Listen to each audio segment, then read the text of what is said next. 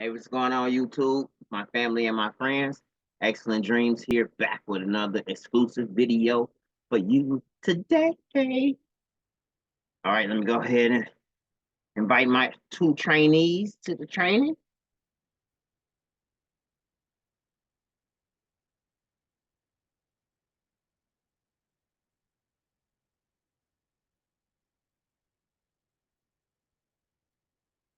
Today we'll be having Sheila and Lisa. Yeah, Lisa just received a message. Looks like Sheila just received a message as well. So both of those ladies will be here in just a momentarily. Let me go ahead and share my screen. Let's jump right into it. We're gonna go ahead and name this one Leroy.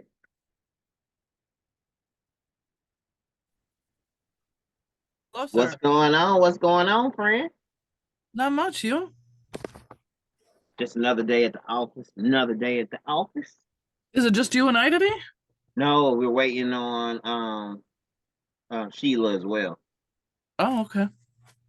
Sheila be joining us here momentarily. She looks like she's received the link. This is her first time, so she may be going through, the whole setting up Zoom thing. It might be updating on her, Yep. How's life been treating you? Pretty good. Yeah. Have you Oh, been? look at that hair. I know, right? Have you been practicing at all? You know, to be honest with you, I have been so busy with my 7 to 5 that I really haven't done much. I understand. I get it. Today we're going to. Sheila seems nervous, and that's okay. It's always people are always nervous their first time, especially if they taken the time to go in there and look at it. It can be daunting at times just looking at Oh, the yeah. software. But Been there, done that. yeah. But we're gonna have some fun today. It's gonna be more like a refresher. But you should definitely learn some new things today. Yeah. I was working on this design here that someone sent me and trying to get him to understand that. Let me show you the design. Rolling on 3. Rolling on 3 wheels. So you must got a Can-Am or something of that nature. Oh, yeah. Download. Boom. We drag it in here. Okay. So when What a most fun people, design. you put it on first page. Boom. So when most people see this design here, what do you see when you first see this design?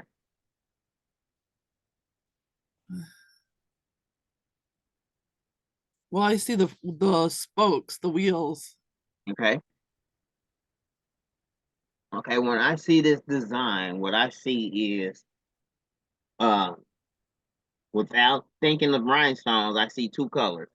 I see an outline and then the white inside. If you want to take it further, you can change the text, just the text, to a 3rd color. So it could Yeah. be black on the outline, white on the inside, and then red on the text. Yeah. You can play with that 3-color scheme throughout the whole design, the way I did here. So Oh, yeah. this was just a rough draft of me just separating the colors, merging the colors together that I wanted to do the fields on, and then just doing a quick fill. I didn't do really too much cleanup on this at all. Mm-hmm.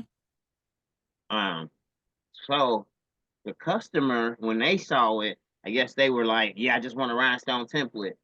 I'm like, okay, I can give you a rhinestone template, but let's do it like this. Your rhinestone template, if you want one color, if you can only look at it and see it as one color, which down here, people will see one color black. Wouldn't see the white at all. Wouldn't think that this inside white could be another color. You know, they'll just see the black outline and inline. And if you're not graphic savvy, you'll just see black. Wouldn't even think of an outline or any of those terms at all, right? So let me put this over here. And I'm going to change all of these purple stones. Well, nope. I'm going to grab all of the purple stones. First, let me ungroup all objects. I just got 2 messages. That may be Sheila having some difficulties. Let's see what's going on real quick. He says it keeps saying invalid meeting.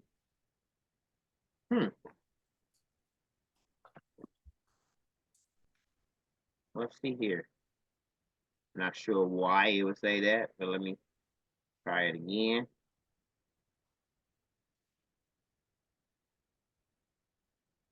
Copy invite link.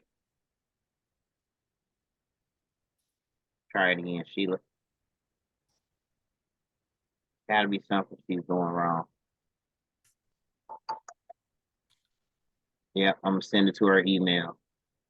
I don't know why people, well, yeah, because it happened like that the other day. The lady was like, can you send it to my email? We'll try the email way. All right, first compose the email. We're going to send it to, move that out the way, move that out the way. There you go. Copy that and paste it. Training. Grab it again from here. And poof.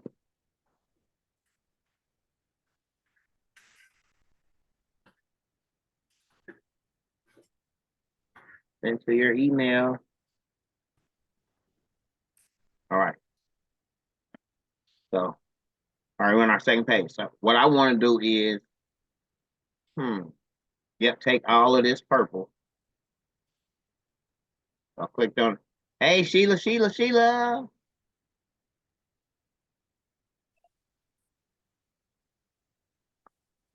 And I just moved all that purple over. So now, hey, Sheila.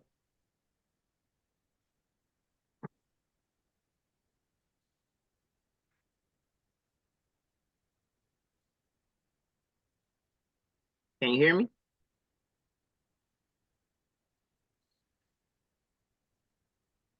We can't hear you.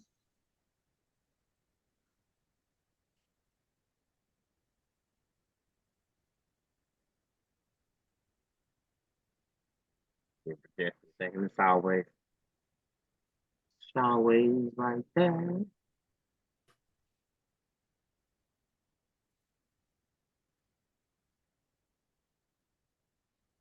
Nod your head if you can hear us, Sheila.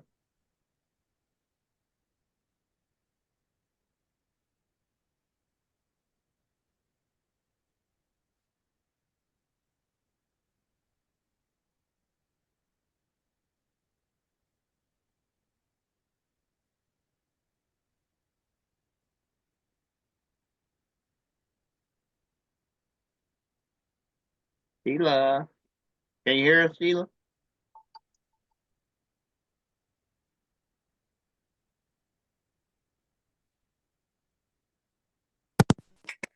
There it is. Something happened. Can you hear me? Yep. Okay, I'm so sorry. No, it's all good. It's all good. It happens. No need to apologize. It happens to the best of us our first time. Okay. You get in there and you get to looking around on Zoom like, okay, so how do I do this? How do I do my audio? And you're panicking for the first couple seconds, and that's normal. I'm ready to go. I'm so sorry. I got it. All right. So how are you doing today, Sheila? I'm good. I'm nervous. I'm scared. I don't know anything, so I don't even know if I have this set up right. But I mean, I don't want to interrupt class. I will just follow. Okay. Hey, I've done this several times, so no need to worry about me, and we're gonna learn together. All right, so I'll start off by saying when I first started using Coreldraw, what made it easy for me is one, text. So we'll focus on text today, as well as images that we may find via Google. When I say images that we may find, let me go into my images folder of images that I have saved throughout time. And actually, let me go back. Let me open up a new folder. File Explorer, go to images. So when I first got started, I was grabbing images, all sorts of images, stuff like this. Just black and white vector graphic images, where you can see the outline and you can see the inside. And believe it or not, anything that you can possibly think of has practically already been done in a way that will allow you to use it for practice. For example, let's just go to Google and tell me some things you like, Sheila. Little girl stuff. So unicorns, teddy bears. Unicorn. All right, we'll type in unicorn SVG. SVG stands for Scalable Vector Graphic. You can also type in unicorn vector. We'll use unicorn SVG and we'll press enter. And what comes up is all of these cute little unicorn designs. This one right here, the simple unicorn, this is simple. We're going to grab this one, click on it. I'm going to just save that image. Okay, it came up as a WEBP file. I'm looking for a simple one that I can save. Let's see here. Let's try this one down here. I just saw another one similar to that one. Let's see more. I like that unicorn head. That's nice and simple, but that doesn't. I like this one too. This one is cute. All right, they got it on sale right now for $1.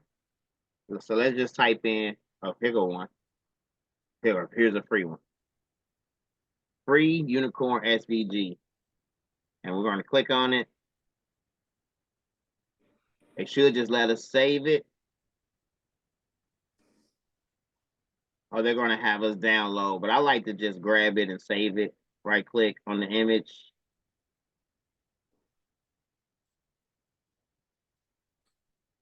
Save image as. Okay, that came up as a WEBP file as well. So to keep it simple, I'm just going to, where's the save it? Where's the download at? Oh, they're showing all the different ways that you can use this cute little unicorn. There it is, instant download here. So I had to scroll all the way down to the bottom. It downloaded. It's now in my download folder. So let's go to my download folder.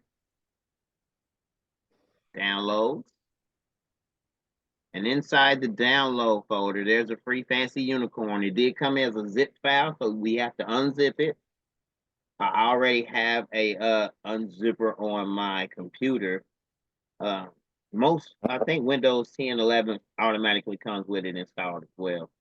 So you just double click on it. It opens the installer. It opens the free fancy unicorn. And then there it is right there. So we get it as all of these different JPEG files. And I should be able to drag, well, here's a PNG file as well. And the SVG. So let's just drag the SVG, Scalable Vector Graphic, right into Coreldraw. It didn't let me drag it, and here's why. So it came as a zip file. So all of these files that you see are in a zip file. And I don't think Corel lets you drag it out of a zip file into Coreldraw. So what I like to do is I'll go back to my downloads, open up a new window. and I'm going to create a new folder here named Fancy Unicorn. I'm going to drop those files into that folder. I'm going to grab all of these files here and drag them into that Fancy Unicorn folder that I just made inside my download folder. So now they are extracted out of the zip file. So now I can drag my SVG directly into Coreldraw. There it is. We have our unicorn. Hey, Uni. All right, now that we're inside of Coreldraw, here's where the magic happens. So since this is already a SVG, if we right click on it, it says ungroup all objects. We ungroup all objects. Look like it was a lot of objects. You see it? You see it, tinkering Lisa? You see the mouse? What's going on here?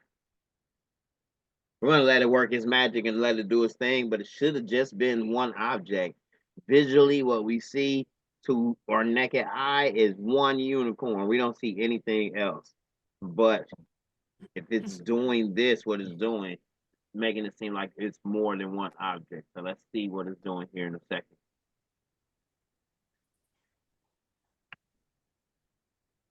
That's unfortunate because should have been one object. One unicorn. I can't even wireframe it to see. Wireframe is right here. I can't even wireframe it to see. Sheila, can you see what my mouse is doing? Can you see the blue dot and it's flickering, flickering, flickering, flickering? Yeah. So it's trying to work its magic and ungroup all objects, but there should have only been one. I wonder if they had it multiple objects and then they turned it all black and it's multiple images. I know.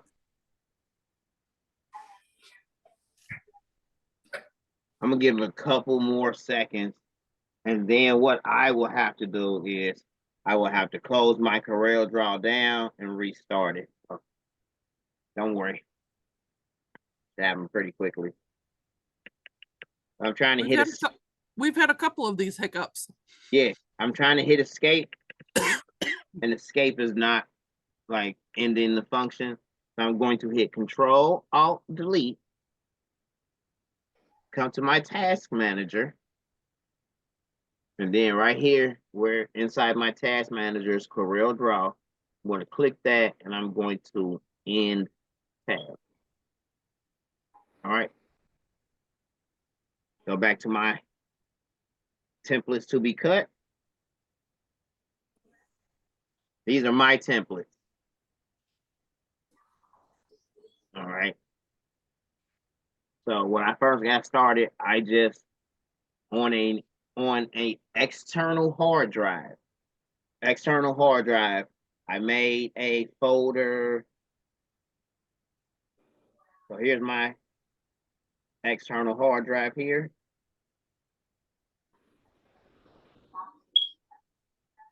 So I got, here's the original here. So I have my Xcellent Dreamz inside of my hard drive, and inside of my Xcellent Dreamz folder is all of my graphic stuff. So I have all of my separate folders for everything that I found. What you'll do is you'll find graphics, you'll find t-shirts, you'll find mock-ups. What you want to do is you want to save those. So when you're working in Coreldraw and creating your mock-ups for your customers, you can easily just go to your folder where you already have them saved and grab a hoodie. Drag the hoodie into Coreldraw and then drag your graphics on top of that, and you already have your mock-up. Coreldraw has mock-ups built inside, but they don't have this type of stuff. Like wherever I found this online, SNS Activewear. So SNS Activewear has these type of hoodies. I was able to download the the PNG files, the mock-up files, so that way I can easily recreate my mock-ups. So all of this stuff that you see, most of these folders are stuff that I was finding. I was like, oh yeah, if I buy this set and I add something to it, I want to be able to show the mock-up. So I have a lot of different folders. I have a folder called Templates to be Cut. Inside of this folder, you can name your folder Coreldraw Designs or designs I'm working on or whatever. You just want to name it whatever you name it to where you can easily reference it in your mind. Like, okay, that's where all of my designs are. So if I click in there, I have 2,896 designs in here. Stuff that I've been working on, stuff, customer designs. This one right here, a lot of these, I say 20%, maybe 30% are on Etsy already. So I got a folder. I named it Templates to be Cut. Let's open up something here. I'm just open up anything. I like to open up my Coreldraw from my Templates to be Cut folder. Why? Because if you open up Coreldraw from here, if you double click on it from here, it's going to automatically open up your last 10 or 15 auto saves. So whatever it auto saves for you, it's going to open them up and it's going to come up as untitled, untitled, untitled, untitled. And you got to close them all down. When you open up from a design you've already been working on, it pops right up and all of those extra screens don't pop up. Have you had that happen already yet, Lisa? Oh yeah. Okay, okay. So I like to open up from within my design folder. All right. We're going to start a new document right here. Right here on this plus sign, we can start a new document. Also, right here, we can start a new document. Also, right here inside the file, you can go new and it'll start a new document. So I'm gonna click here to start a new document. So right now, all of this stuff up here is just settings for your workplace. This right here, this box right here is your workplace. It's set, mine is set to 13 by 19 inches. If you change it, you can change it here. Let's just change it to 50. We're going to leave it 50 by 19. So now it's 50 inches wide, 19 inches in height. Let's change this to 50 as well. Now it's 50-50. Let's zoom out so we can see it. So our workplace now is 50-50. All right. Let's say you put anything on this workspace. As soon as you put anything on this workspace, see all of this up here is just settings for your workplace. As far as show rulers, mine is clicked on. If you click it off, you don't have any rulers. The rulers are right here on the right and the left. So click it on or click it off. I love having my rulers on. Right here, it says show grid. You click it on, it'll show the grid. I don't like that. I turn my grid off. Next one here is show guidelines. Show or hide the guidelines. I have mine on. A guideline is if you drag the ruler down and let it go, now you have a guideline. So Where did you pull that from? Right here inside the ruler. So the cursor, the mouser goes from black to white. When it goes to white, it's on the ruler now. If you drag the ruler down and let it go, now you got a guideline. Got it. Sheila. Yes, sir. What you doing? Don't worry about it. Every video is recorded. I got a Oh, I got a screen recorded, sweetheart. And about an hour, hour and a half after we're done, I will send you a link to the video so you can watch it at your leisure. okay, because I was gonna say I am never gonna remember all of this. You don't have to worry about remembering it. You'll receive a copy of the video and you'll be able to watch it over and over and over. Okay, thank God. Okay. All right.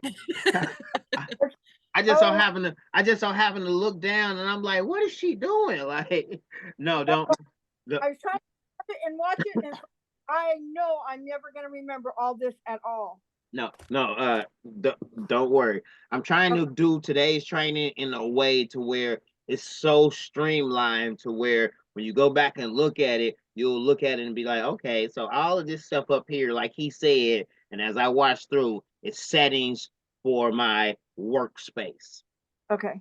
These things along the side, these are your tools. All of these are things, all of these objects and icons up here are your settings. I'm just going side by side through the settings of the setting up the workspace. So like right here, that's new document. Right here is open. So that's how you open. Right here is save. Right here is paste. And I didn't even see. That's a new one, right? I didn't even realize we have actually copy or cut. And that should be copy. Copy and paste right there. So they're located right there. That's helpful because I typically hit Control C to copy or Control V to paste. But it's nice to know the icons are right there. Undo and redo. Search. Import. Export. So as you can see, most of these are grayed out, which means they have no use right now because we can't export anything. We can't publish anything to PDF yet. So all of this right now, this is the zoom. It's at 8% right now. The more I zoom, that value would change. Full screen preview. So if you hit F9 or if you click this button here, it'll give you a full screen preview. I don't like that. I've never used that. But I guess it's helpful and it's handy. We've already went over the ruler. We've already went over the grid. We've already went over the guidelines. The guidelines are very handy. As you can see, I just got 3 guidelines there. And we can even drag one out from the left here. Boom. Guideline. Right now, I'm gonna click on one guideline, hit Control A or Control All to select them all. And I'm gonna just press delete and get rid of them. Moving right along, we have Snap Tool. I have Snap the guidelines and Snap the object. You're gonna love those two. Snap the guidelines and Snap the object. You want those two checked. The welcome screen, boo. We got a create contour button here. Multi-copy, okay. Set jog marks, cut, create outline, boo, create outline layer, boo. And then we got settings here. Like this little box right here, I've never used anything out of these settings here. But in the future, knowing what they do will allow you to use them, but you don't need them at all. Right here is your eraser tool. Next to that is basic shapes tool.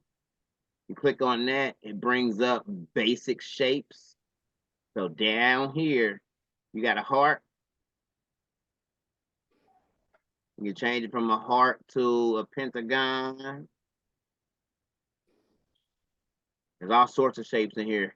They got the rainbow, they got lightning bolt.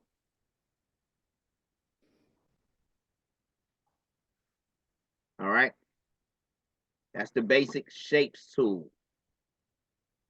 All right, I'm gonna go to my pick tool here and I'm gonna highlight them all and delete them. All right. let's start off. So the rest of these are, we have it on 50 by 50. Let me change it back to 13 by 19 so you can see what's going on. You can either have it portrait or landscape. So those two buttons right there let you flip your canvas or your workspace from portrait to landscape. So you got current page, and I believe we only have one page. Yep. You can down here create multiple pages. So right now we got page 1. You hit this little button here. You have page 2, page 3, 4, and so on. I'm gonna leave it at 2 pages for now. Go back to the first page. We're gonna type out Sheila's name. So on the left-hand side here, we have all of these tools here, which are like, oh my God, what's this tool? What's that tool? What does it do? What does it do? They're all pretty much self-explanatory if you hover over them. So if we hover over it, we got the shape tool. If you click on it and hold it down inside of the shape tool, or multiple uses of the shape tool, or smooth, smear, twirl, attract, repel, smudge, and roughen. Don't worry about none of that right now. We got our crop tool. It's a simple crop tool, same way we would crop pictures using the crop tool in our phone. We got the zoom. I don't use that at all because when I zoom in using my mouse anyway, my mouse wheel. I scroll it up to zoom in, scroll it back to zoom out. So I've never really used the zoom tool. The freehand tool, which allows you to freehand draw objects. Boom. Or if you hold that down and click on it, you got different types of the freehand tool. So you got a 2-point line, left to right, it draws a straight line. The next one is the Bezier. You click on it, it draws a line in both directions. Let it go. And then I haven't quite learned how to use the Bezier tool yet. That's not one of my favorites at all. I like using, I don't like the pen tool either. The pen is sort of like the Bezier, which I'll have to do some more training on that myself. I like 2-point line, B-spline, polyline, and 3-point curve. Let me show you why. So we've already seen 2-point line. 2-point line will help you draw a line from left to right, up or down, or diagonal. But this B-spline tool right here, this is magic. Let's say we have, I'm gonna just drag in a heart so yeah, you ladies can see. There go one right there. Bing bong. Drop it in. Now, when I click on it, it brings up these nodes. 1, 2, 3, 4, 5, 6, 7, 8. 8 nodes on it. Well, it's actually 9 when you count the edges. So let's drag this out. Left and diagonal from the corner will keep its proportion. If you drag it out from the side here, it's going to widen it. Let's press Control Z to undo. If you drag it from the top, it's going to heighten it. So let's go back to the tool over here. The B-spline tool will allow you to click here, drag to your next point, click here, drag to your next one, click here, drag to your next one, click here. We're going to click here, then click, move it just a little bit and click here. We gave ourselves that curve, and now we're more so like tracing this heart using a trace tool called the B-spline tool. And I like this tool. This tool comes in handy when you really need to get into a certain item and trace that item out. All right. That's the B-spline tool. Then we got our polyline tool, sort of works the same way, but it's more so straight lines. instead of giving you that curved line every time. So this sort of has like those polyline edges to where they're just straight and they don't curve. I like using this at times too, because it can definitely help you to go in there and define what you want to cut out. And then we got one of my other favorites is the 3-point curve. So let's say we wanted to draw someone's name above this in a curve. We can easily start this line here like so. Let it go. And then you can curve it like so. And then click right here. And now you have your 3-point line. You have your 3-point curve. All right, so that's all of the freehand tools. I love using the freehand tools. So now we got our text. Here's our text here. We're going to click there. We're going to type out Sheila. And we're going to drag it from the edge here, and we're going to make it larger. All right. I like to always, even after I'm using any one of these tools, I like to always go back to my pick tool. So, all right. I like to deselect everything. And I like to have a woosah moment to ask myself, okay, what do I want to do now? All right.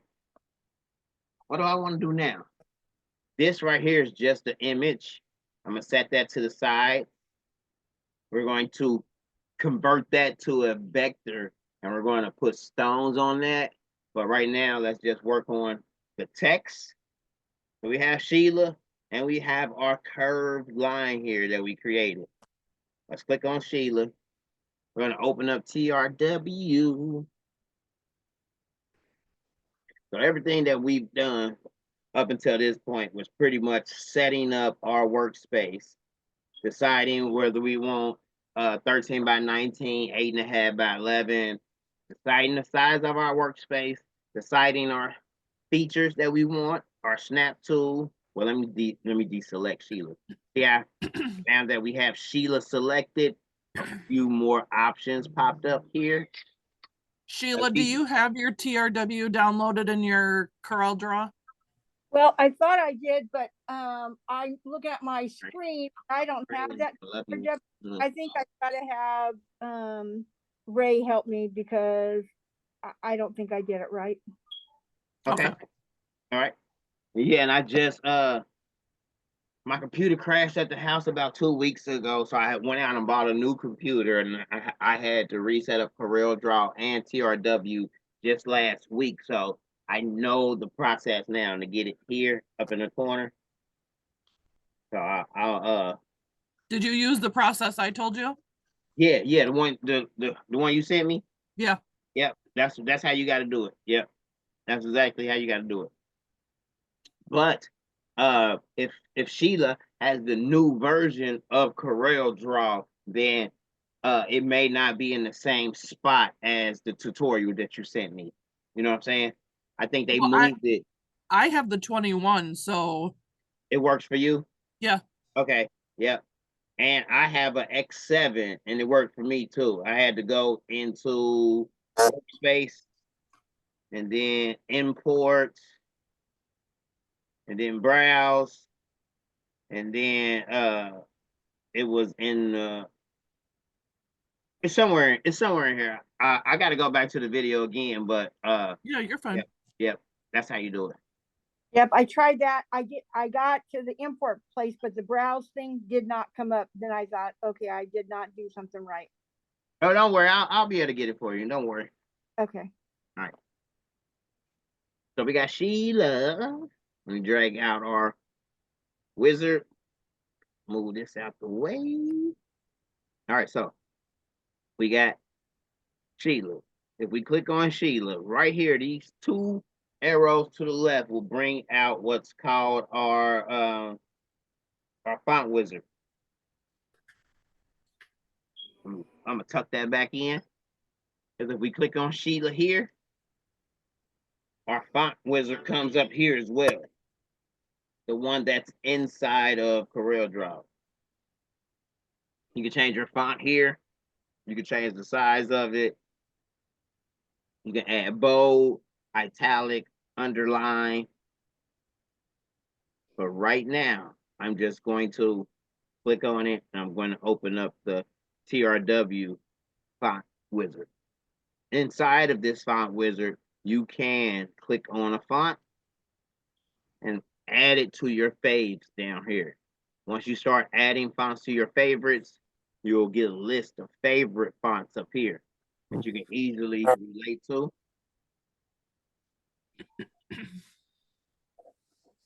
You're going to choose a font. I'm just more so looking for an easy font for us to work with today, something like that. That's nice and thick. You want thick fonts when you're dealing with rhinestones. We're going to click on Sheila. We're going to my apologies, deselect, right click on Sheila, and then drag it down to this line. When you get to the line, something will pop up, as you can see there. The little compass pops up. When you let go, it says you get options. Move here, copy fill here, copy outline here, copy all properties. What we want is fit text to path. So let's click there. And now we got our Sheila that is fit to that curve. If we click on it and we drag it, I'm trying to position it. Okay, so you can see we click on it and we drag it, we can move it right to the center. I'm gonna click on it. Let me move it back down.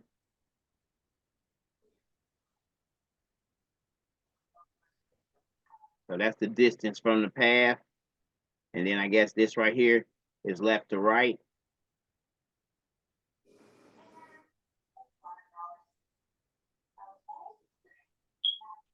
All right.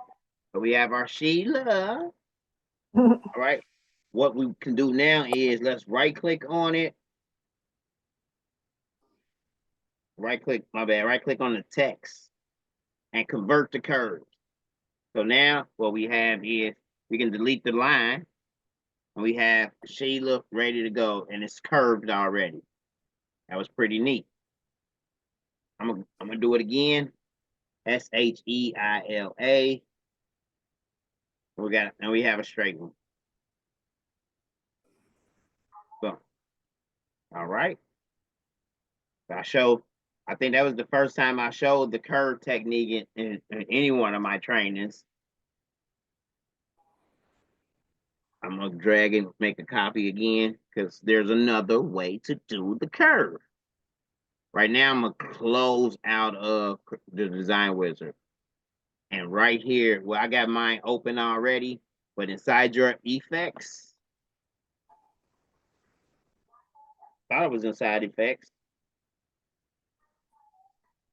Okay, let's go to, I think it's object. I don't know, wait a minute. It's one of these.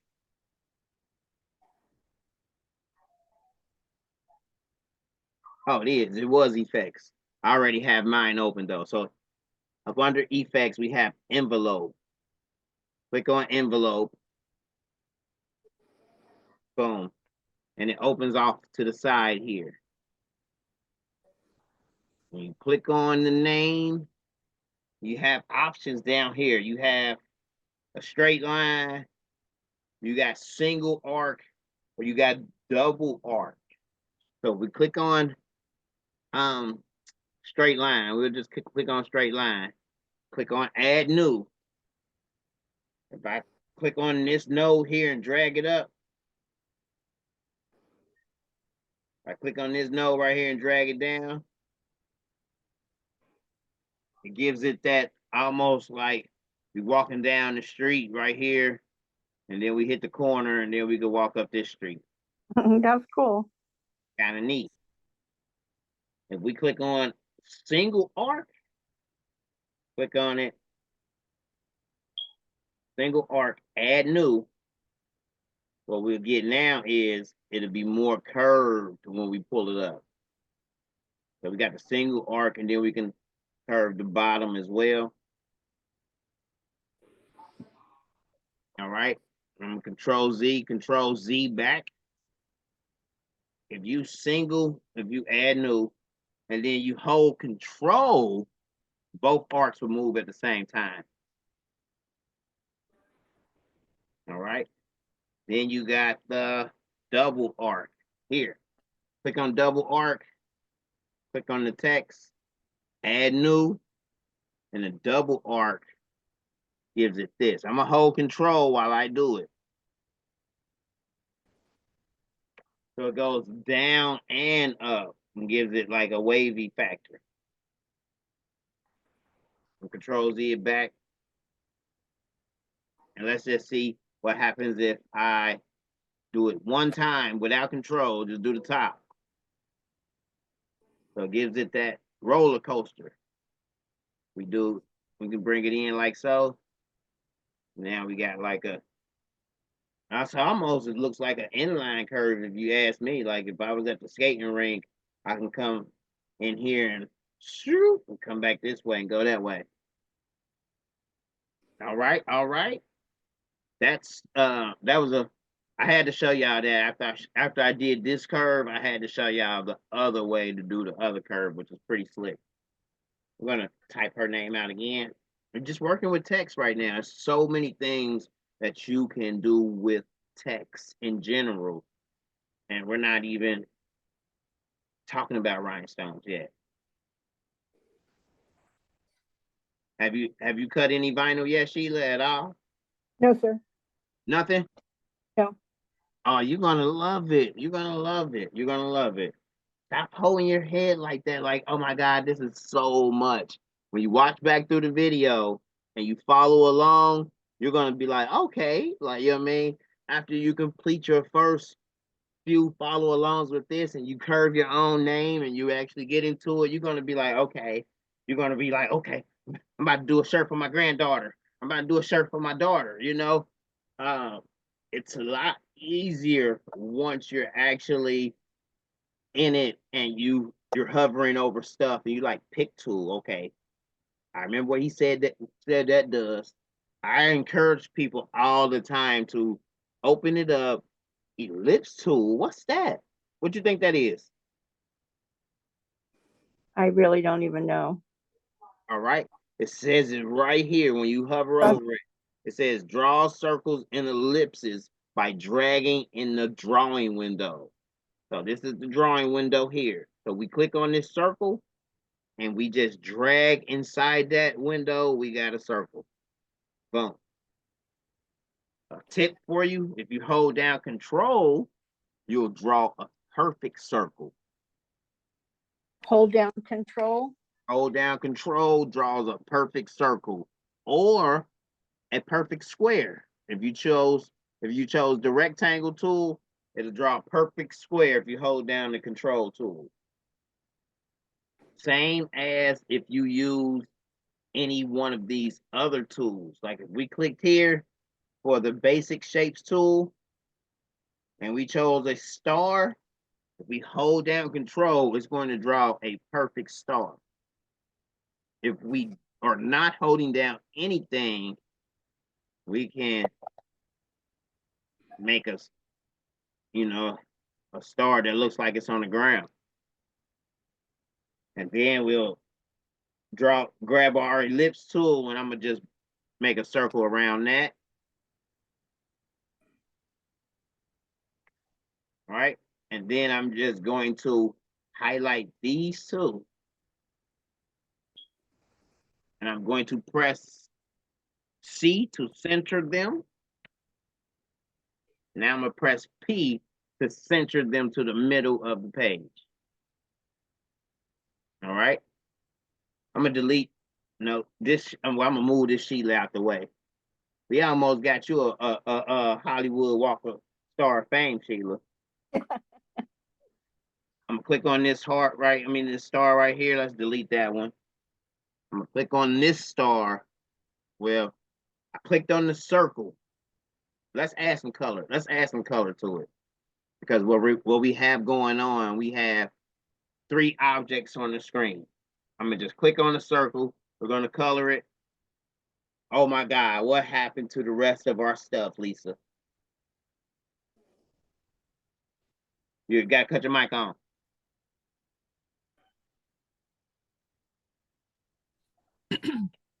It's behind it. All right. So if we click right here on this B, down here in the design wizard, it will bring that selection to the back. It will push that selection to the back. Let's click there. Boom. So now we have our star. Our star, since we sent the blue to the back, we know our star is now on the front. So if we click right there in that area, we will select the star. As you can see, there's a crosshair over the star. If we hover anywhere else, the arrow comes up, which lets me know that this is now the blue circle that is underneath the star. If I click there, I'm back on the circle again. If I hover up above it, see, it goes from a crosshair back to the arrow, lets me know that if I click there, I'm gonna click the star. Same as with here. If I click there, now Sheila is the only thing that's highlighted, as you can see via the crosshair. If you move to the blue, crosshair is no longer there. I'm going to click on Sheila. I'm going to hold control. Remember, if you hold control, control resizes everything to perfect increments. So let's hold control, and I'm dragging it out just a little bit.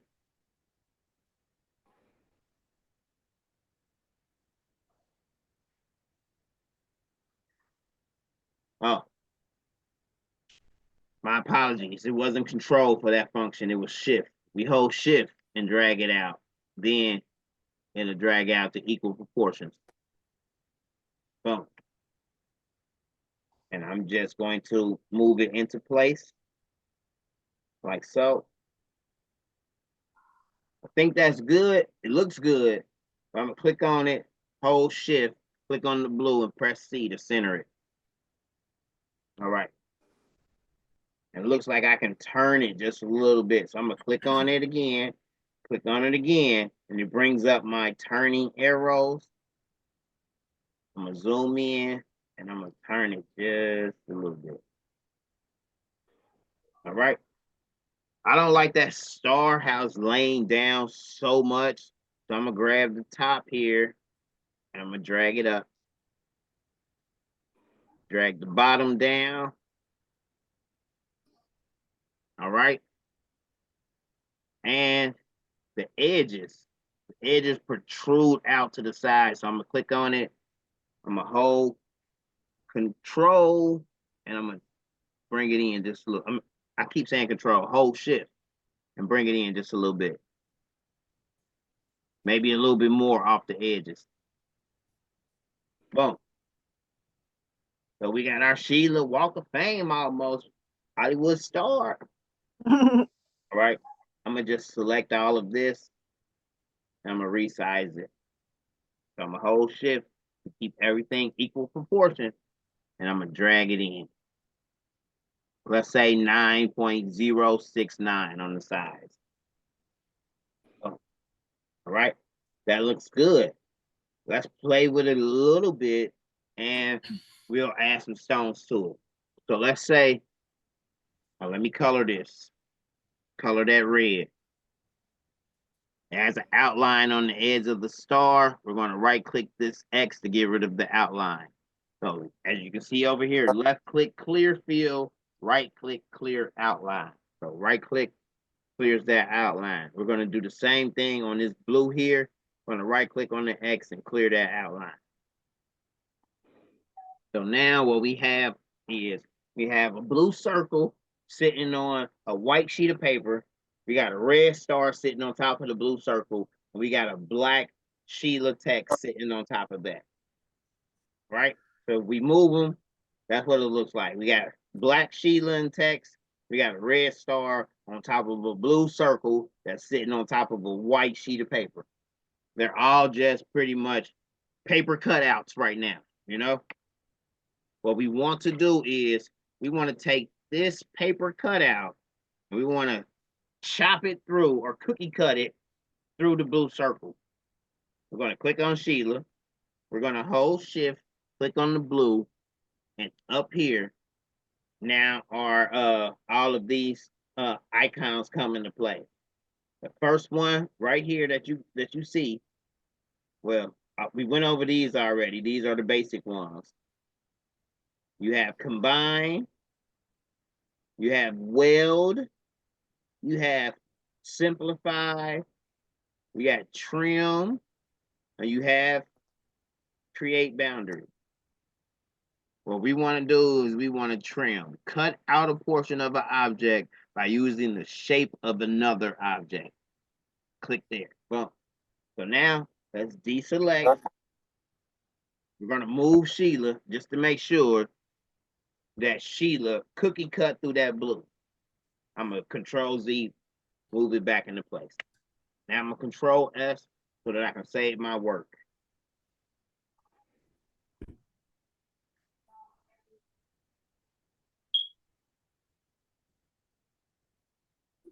Boom, boom, boom, boom, boom.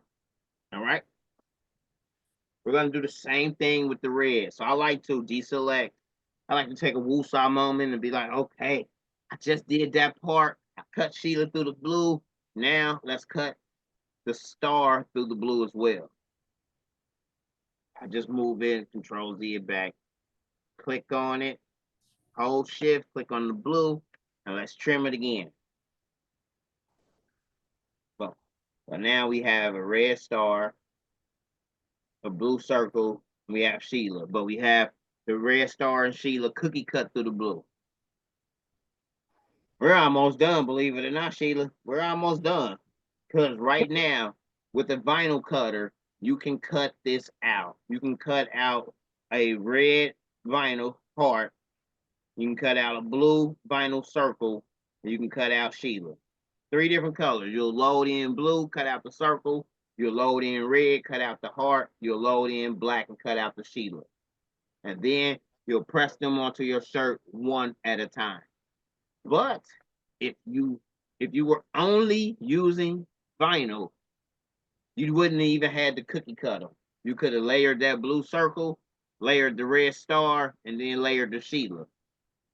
To make it more accurate, though, it's good if you cut it out, because that way you know exactly which way to place your heart so that your heart is not crooked, or you'll have that guideline that you already cookie cut through the blue, if that makes sense. It does. Right? So now, I always try to explain to people, once you learn vinyl, so all of this is vinyl. Over here in the design wizard, you can change this stuff over here with this little arrow right here. Let's just say you can change it to a red glitter star.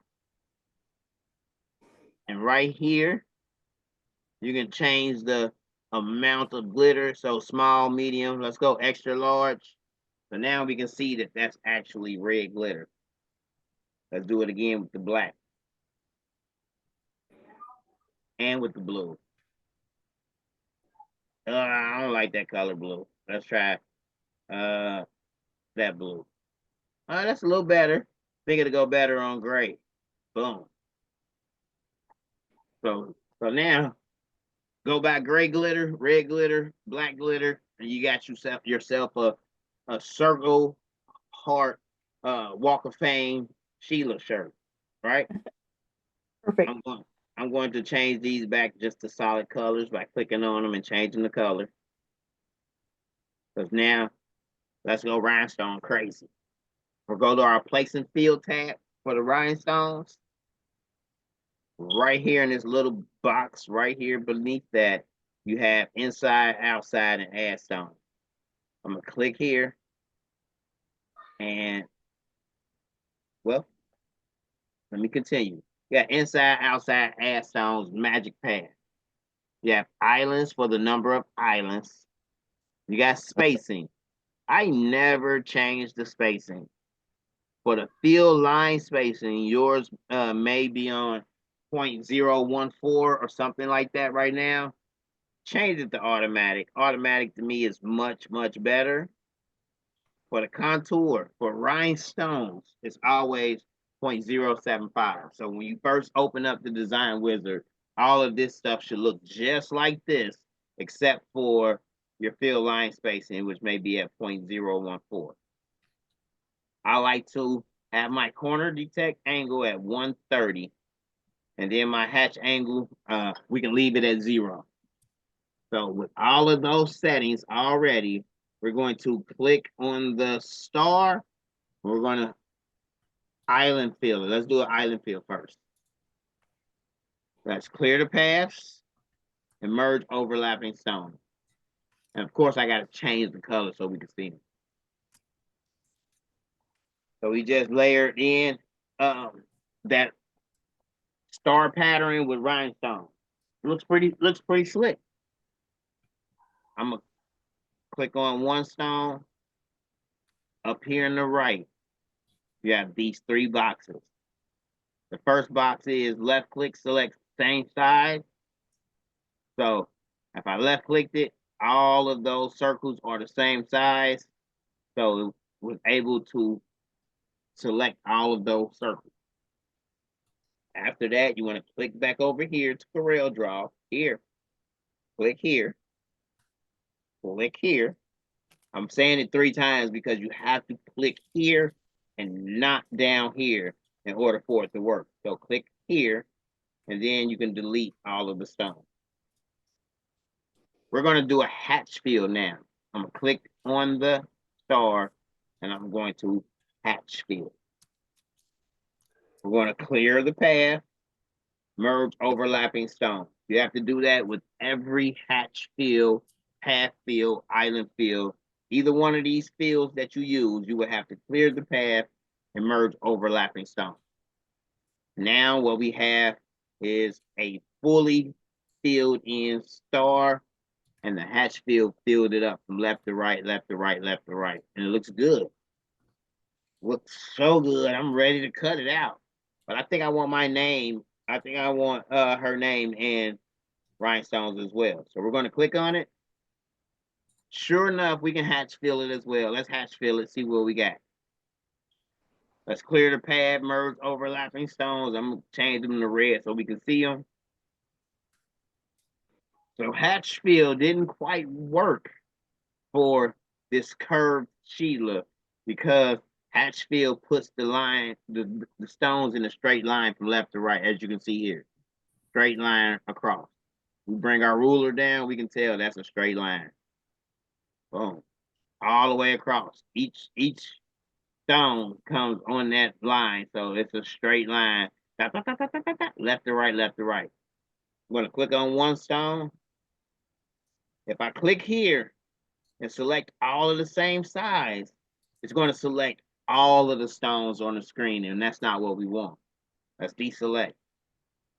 If we click the circle and we click the middle one is select all of the same color. So if we click that, it's going to select all of the red circles as well as the red heart. We don't want that.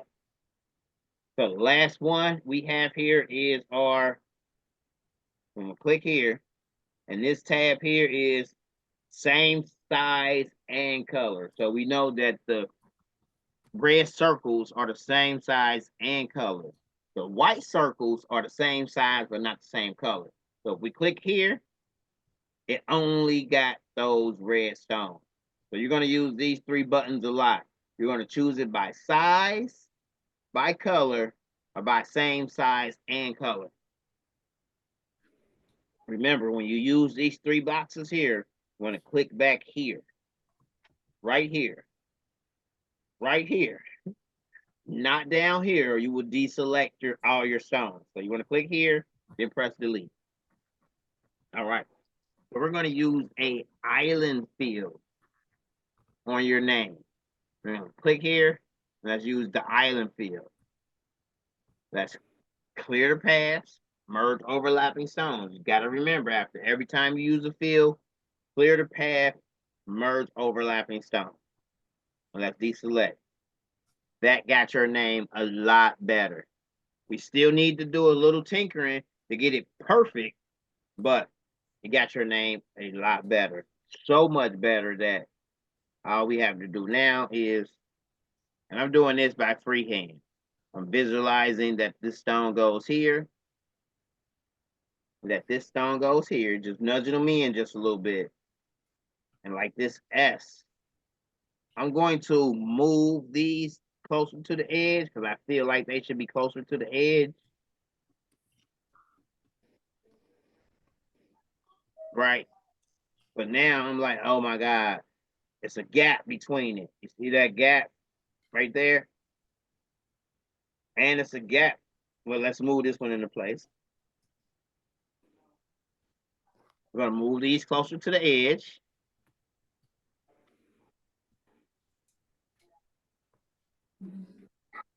Boom. Boom. Okay. So now I'm like, now what? Haha. This is where the magic comes in. We're going to click on this stone here. We're going to hold shift. We're going to click on that stone. We're still holding shift.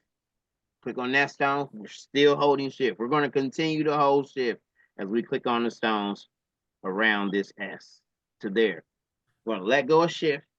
We're going to press this button here. This button here is replace stones to make the spacing equal. All right. It made the spacing equal on those stones, and we're going to add a stone. You can add as many stones as you want to, but of course they'll start overlapping each other. So let me take those back. Boom, that's good right there. That's hold shift and clear the path. Boom. Believe it or not, Sheila, that is the basics of what you will be doing on each and every image. Okay. Like, this is it. It gets repetitive, like, you know what I mean? But to me, creating rhinestone templates is fun. So there's no repetition in something that I enjoy doing, right? So as you can see, we're going to fix this S. We're going to fix this H, maybe the E. And we only got to fix it because I curved it. If you started off with straight names, you're going to be 3 or 4 clicks and you're ready to cut because I'm done. Let me show you. Something like that. Straight name. We're going to go to our place and fill tab. We already have everything set up. Let's island fill it. Let's clear the path and merge overlapping stones. Oh, wow. So sure enough, you got to delete this one, maybe this one. Move these back into play. But when I first got started, I didn't even see those imperfections because when they were on the shirt, that's what it looked like. It almost looked like I meant to drop that L and drop that E like that. Hey, I was just getting started. I was learning. I was so excited, and I didn't even really know or care about moving those 2 stones because I was the cutter was already I had already went past that part before I had even seen it. Like, move those 2, tuck those 2 in. We're done pretty much. Oh, right here, look. I would have missed those 2 because I was so excited, you know? Let me zoom in. I'm gonna highlight that one, hold shift, get the next one. Now I'm about to hold control. Control lets me drag it up and down in a straight line. Drag it up, let it go. If I want to make sure that it's perfect, I'm going to drag down a guideline from my ruler up here, drag it down, and it snaps right there. And then over here, well, it looks like I was pretty perfect, but I can hold control and you'll see it snap into place. Boom. All right. That's Sheila. If we want to cut this out, we'll highlight it. We'll go to our templates tab, and then we'll do a vinyl overcut stones. What kind of cutter you got? I got Silhouette and Cricut. Okay, you got Silhouette and Cricut. So to cut those out, it's a little different. You gotta create what's called a you gotta create the actual template. So let me open up another page. Well, page 3 is empty. Okay. I'm gonna drag Sheila, grab her, and slide her to page 3. Once I'm on page 3, I'm gonna drag her up here and let her go. So what you have to do when you're cutting out with Cricut or Silhouette, you have to take these circles, you have to create a template. Look at this E. Let me fix this E. I'm gonna drag my ruler down, click on the red circle, hold control, and drag it right till it snaps. All right. So you got 2 different ways of doing this, Sheila. You can either cut out black vinyl, since you're a newbie, I gotta explain it like that. You can cut out black vinyl and put black vinyl on a shirt. There it is. You can cut out just the rhinestone template.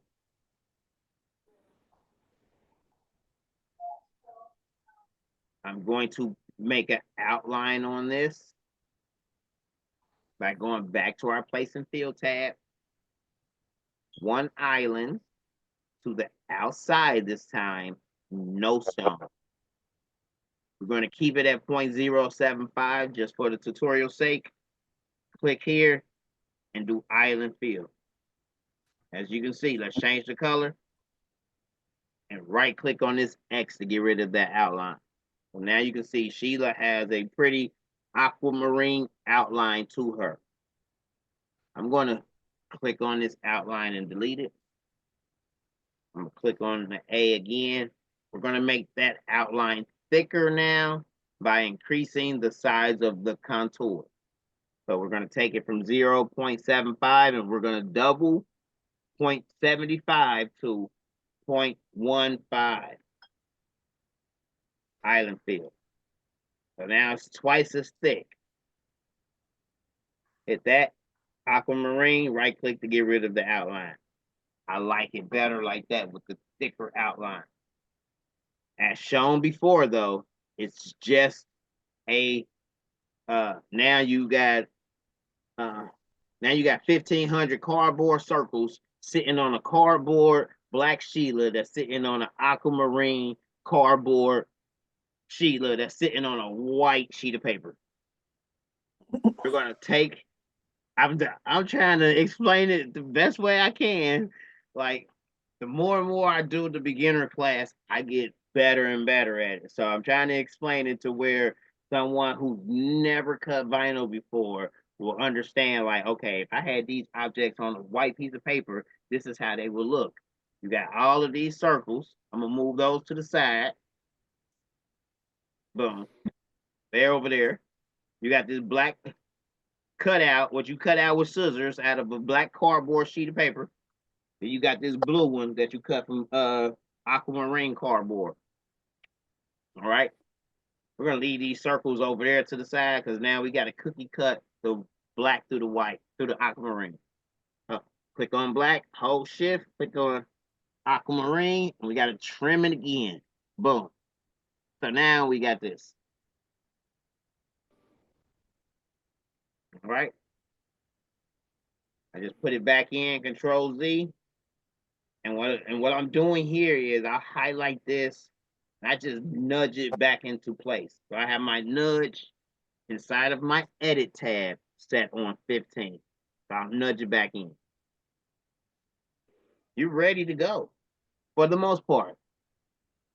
Here inside of Coreldraw is where I like to give myself a bigger workspace to work with. So now we're going to change the workspace to 50 by 50. Reason why I did that is I'm going to drag this up now to my left-hand corner. So that way I can piece out my design and send it to Silhouette or Cricut to be cut out. So we already know we got 3 parts to this design, just depending on what we want to use. We can only use red rhinestones and only cut out a rhinestone template, or we can use red rhinestones, We can use black flock, and we can use blue glitter, aquamarine blue glitter for outline. So I like to break these 3 parts apart and then get them ready to send them to Cricut. So I'll grab, let me move this down. That's agitating me. It's just like, why you don't want to get in line with the rest of the other folks? All right, so now I got them in line. I'm gonna click on this red circle here, click on same size and color. I'm gonna grab it, drag it out, and I like to make a copy. The way I make a copy is when you drag it with the left click, you hit right click before you let go of the left click, and it'll make a copy. Takes just a little practice, but once you get it a few times, you'll be off and running. So here's our rhinestone template. If you're using Silhouette, now all you have to do is highlight it. Gives you the size dimensions up here. I like to jot those size dimensions down. So we have 6.955. So I just grab my text tool. 6.955 times. Go back up to the pick tool. Highlight the circles again. 2.061. So I'm gonna double click here. 2.061 inches. When I first got started, I was writing all of that stuff down in a notebook, y'all. And then I started realizing, oh, I can put it right on the screen, save that whole thing, and then I have a guide file. So I started putting it on the screen right beneath the text. I like to make my text bold here, so I click on it and hit the bold here, and then size it just a little bigger. All right.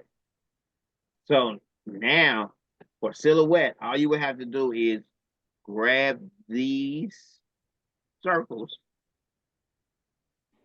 come over here to your export tab, and we're going to name it Sheila Silhouette circles. I'm just making up something right now. Sheila Silhouette circles, and you will save it as an SVG, and you're ready to go. When you open up your Cricut, your Studio, or your Cricut, you will import this file as an SVG.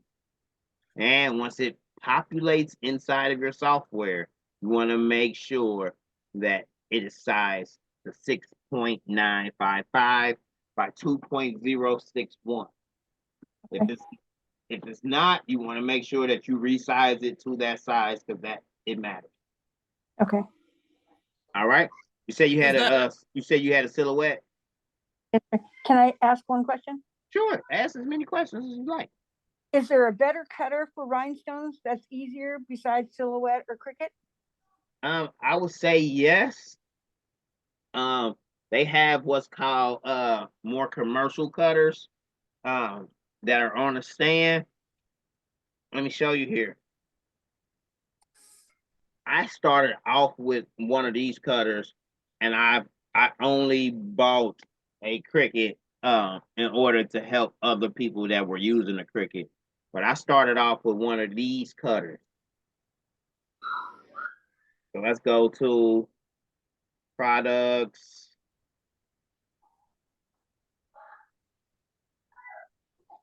Oh.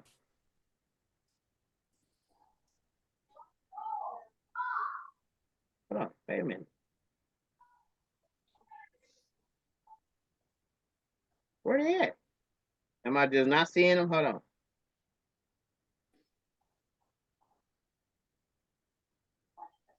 Wouldn't you be under vinyl? Yeah, but I was looking for the actual vinyl cutter, so I was looking for more so hardware. I'm gonna just type it in.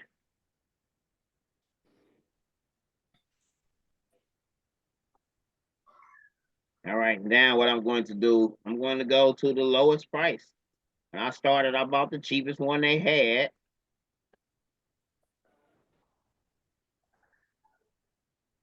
Those are replacement parts, replacement part.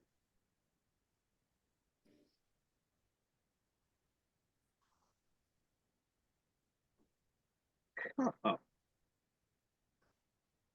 was roughly about $2.99, about 300. About the same price as a 12-inch cutter.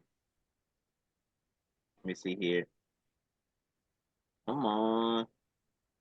And they changed their site because you used to being able to go to straight to hardware.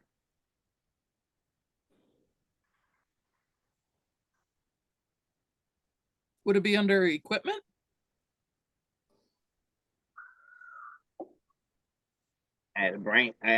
Yeah, but then it's still bringing up all the parts. Let me see here. Price low to high. Replacement parts, replacement parts, replacement, replacement, replacement, replacement. Wait, go up. Keep going. Keep going. Right here under vinyl cutter equipment. Where are you looking at, on the side? Yeah, on the left side.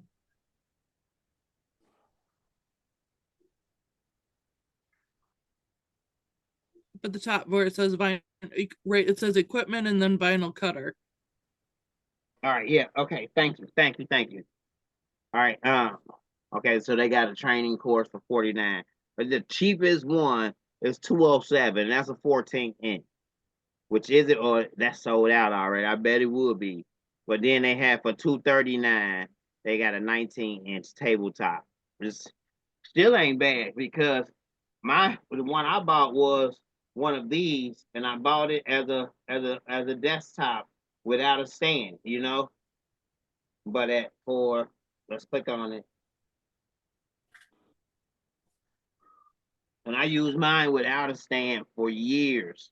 So let's just click on the 14-inch without a stand is not bad, especially if most of the vinyl that you'll be buying will be 12-inch vinyl. Me personally, I didn't want to limit myself to my size, so I went with the 28-inch without stand, and that's $293. Okay. That's not a bad price for a vinyl cutter, and not only will you be able to do much more, but you have 28 inches in width to work with, which means you will be able to gang sheet designs and cut out multiple designs at once using the same color.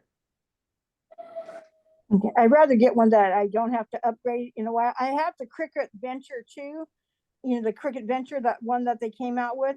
Yeah. But I haven't even opened it. Okay. So if you got the Cricut Venture, that's a 24-inch cutter. You should be good, but okay. I'm not quite sure if you have to use a mat with that or not. I don't think you do. So if I have that, I'd be okay, and I wouldn't have to worry about getting a better cutter right now then? Looking at it, the Cricut Venture, you wouldn't have to use a mat. Even though this one right here is using the mat, looking at this picture right here, it's set up more like an industrial cutter where it drops down and catches the vinyl. So I'm almost sure that you Sheila, wouldn't I wouldn't waste your money on another cutter. I think you're going to be fine with the Cricut Venture. Right. Most That's definitely. why I wanted to ask, because it's like, I brought so much stuff, thinking I would know, and of course I don't know. So I'm in it. Got to learn all this. Here's what I do know about the Cricut eco space or ecosystem. Once you crack it out the box, once you follow the setup instructions and you set it up, like, you know what I mean, and they take you to the Design Space website, you'll probably be in the Design Space website for hours. Like, oh my God, I didn't know that I can do this, I can do that, I can do this. And when you click on whatever, it's step-by-step tutorials on how to do said project. So that's what I like about buying the home cutters, is that they do pretty much come with an ecosystem to get you started. Okay. A whole slew of people that is willing to help you. If you go to Facebook and type in Cricut groups, it's thousands of groups with thousands and hundreds of thousands of Cricut users in there, and they will help you along. And you'll get snarky people that aren't going to want to answer your questions, and they're going to tell you to look to YouTube and whatever. But there's a lot of people that are willing to help you and give you advice on anything. Like one of the classes that I took not too long ago, there were 5 of us, and we have a chat group, and there's one lady that has a cutter that she has owned and hasn't set it up, and I keep hounding her. I'm like, come on, let's get this thing set up. Let's get it set up. Like, you got it done yet? And I'm not doing it to be mean or anything like that. It's more or less like, we're all here to help you, and there's people out here that are going to help you and willing to help you and give you that push that you need to get it going. Exactly. Because what was that? I appreciate that, because I've been so nervous because not knowing, it's like you don't know what you don't know, you know, so that's the scary part. And there's a lot of things. I mean, I don't know if you do YouTube or not at all, but there are tons and tons and tons of informative videos on YouTube, and I sit for hours and watch YouTube, and then I'm like, oh, okay, yeah, I remember that, or I remember Ray talking about this, and oh, okay, like, it's just, there's so many things that can help you. I mean, you could look up your Cricut Adventure cutter on YouTube, and people are going to talk about it and give you helpful hints on all of that. So don't ever think that there's people that aren't going to help you. There are going to be people that aren't going to want to help you, but there's a lot of people that actually will, that are a lot like Ray, and they'll give you the shirt off their back and help you set it up and get you going, because we're not all doing the same thing. We all have different visions, and we all have different reasons why we want to do it. And not all of us are, I do a lot for just my nieces and nephew and my own family and friends. Like, I've sold maybe 1 or 2 things. Most of mine is all like gifts and stuff like that. That's just how I like to do stuff. So there's a lot of people out there that are willing to help. Okay, I appreciate that, because that's my next thing, to get my machines. I got to know my machines. I seen someone had posted, the one thing you have to know is your equipment. Yeah. Mm-hmm. I mean, that's so important, and that's what I'm trying to get to now. Yeah, but and I have a regular Cricut maker. Like, I cut all my stuff on my Cricut maker. I don't, all my templates that I have, like, all of mine are done on a Cricut maker. None of mine are high tech, none of that. Okay. So one thing you gotta remember though, Sheila, you would never learn your hardware if it's sitting in the box. Yep. I agree.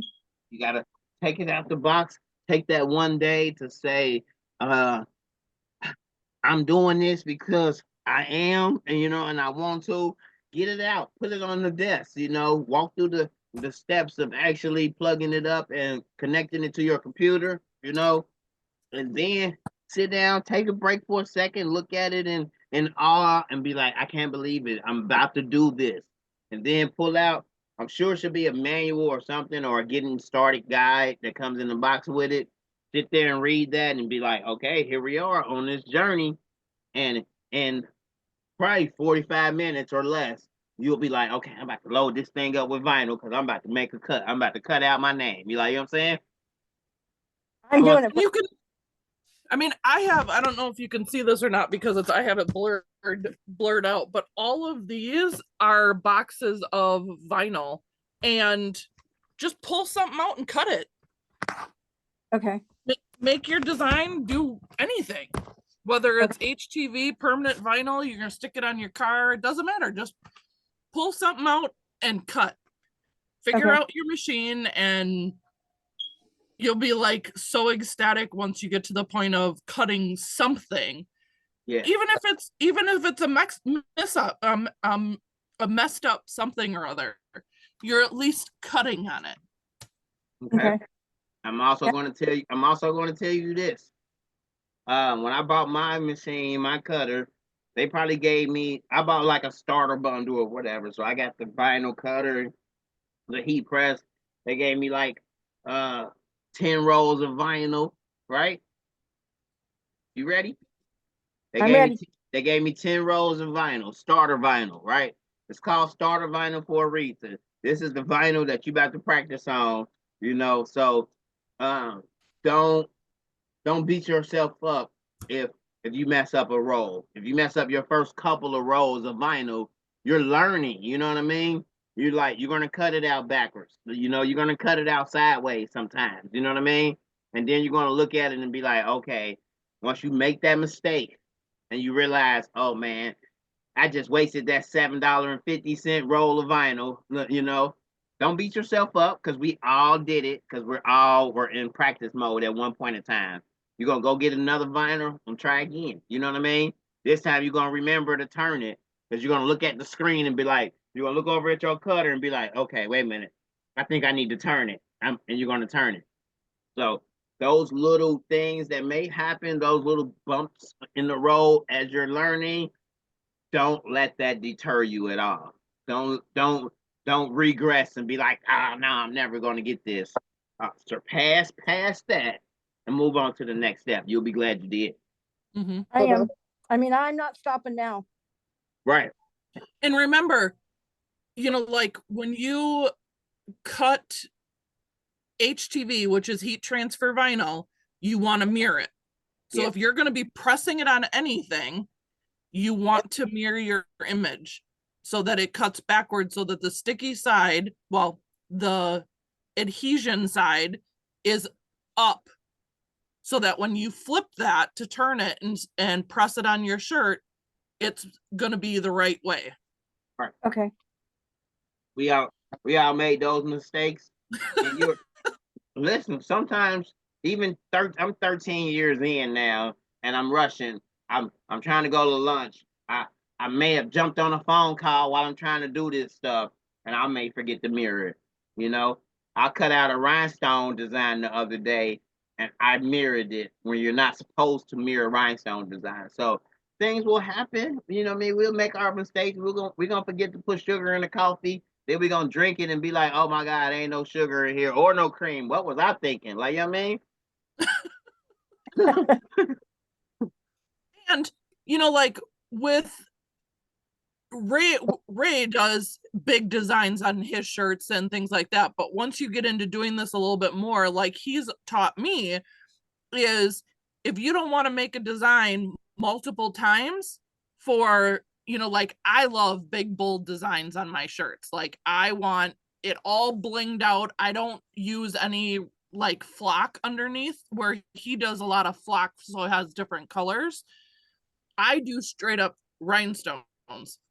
Yeah. So, and everybody does things different.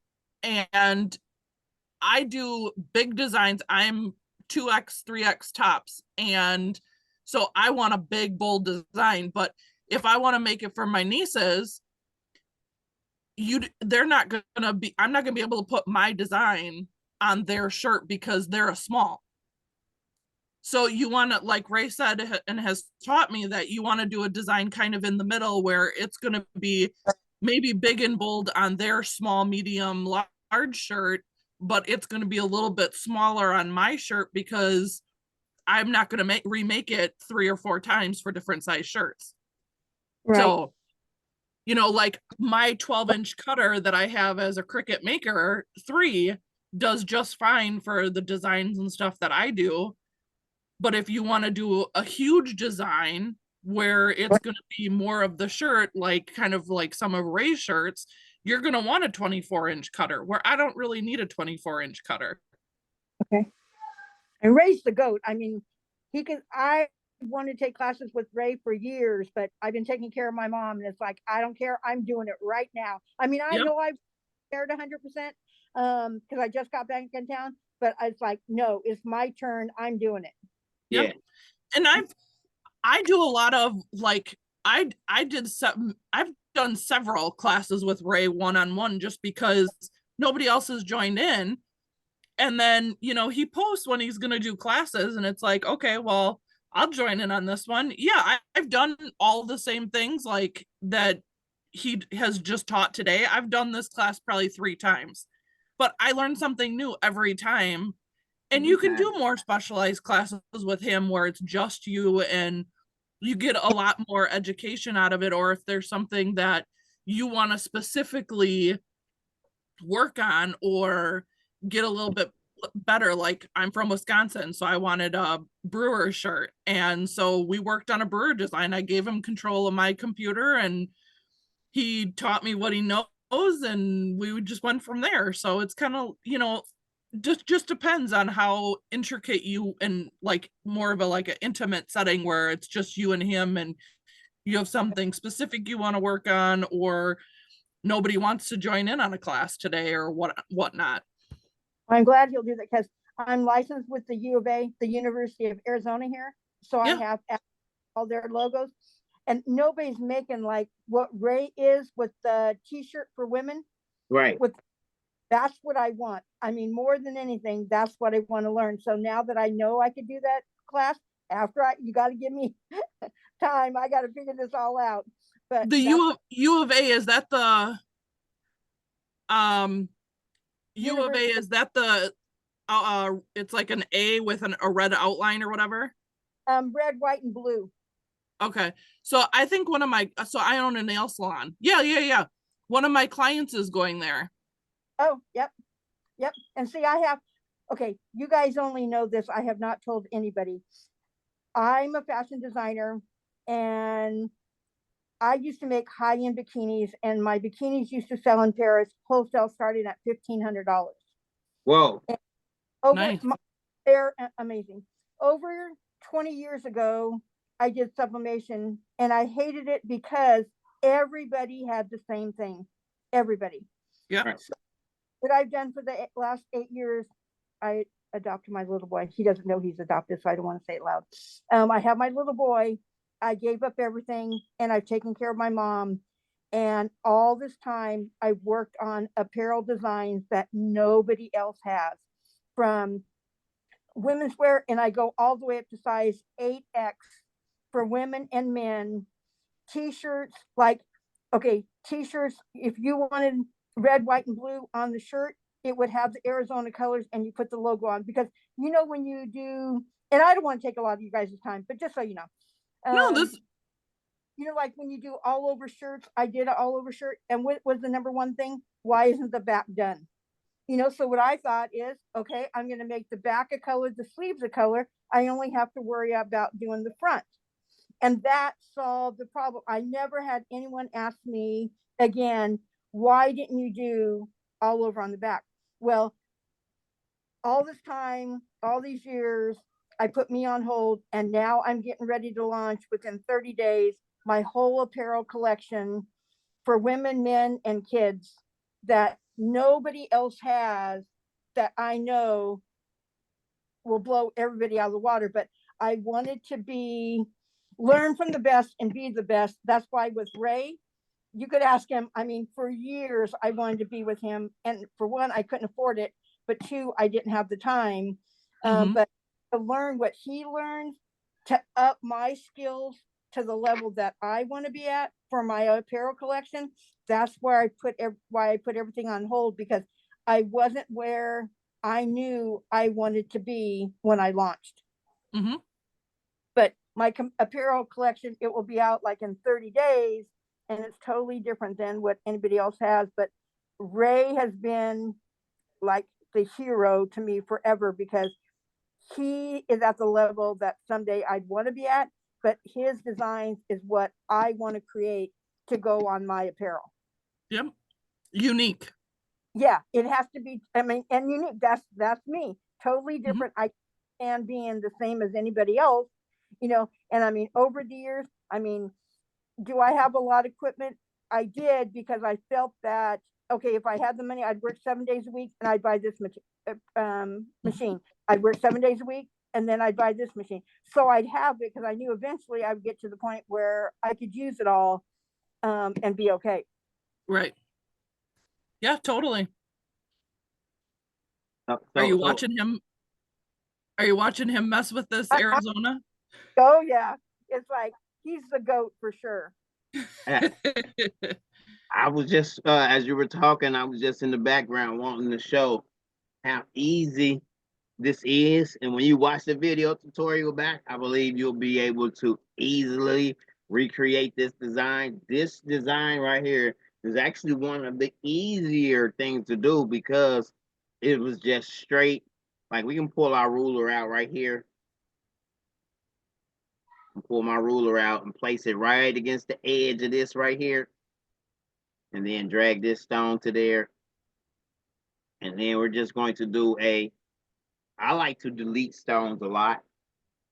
When I first got started, like when you first get started, you may not delete them. You may just select them all and equal space them across. I like to delete them because now I can just click here, hold shift, click here, go to my edit tab and do a fill between two here. Ray, you haven't talked about this, so she's probably not going to understand that.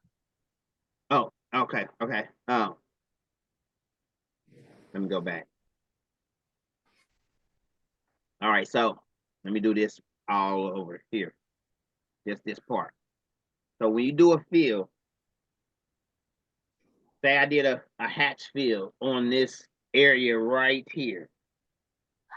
I do a place and fill, hatch fill. Well, let me change my contour back to 0.075 for rhinestone. Ray, are you talking about the grayish color inside? Yes, the gray color inside. Yes. So when I click on the gray color, let me deselect the gray color because it's still on pink here. So I'm gonna change it to aquamarine so that the stones are aquamarine color. Then I'm gonna click on the gray and I'm gonna do a hatch fill. Remember, with each fill, you want to clear the path, merge overlapping stones. And now what we have is got a pretty good feel, although there's some areas that we can fix.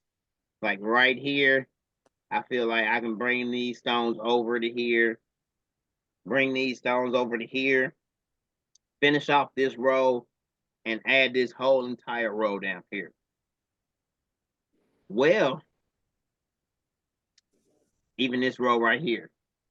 In doing so, what I used to do was I would hold control, drag this stone over here, like so. Well, first I would bring out a ruler to make sure that it's straight.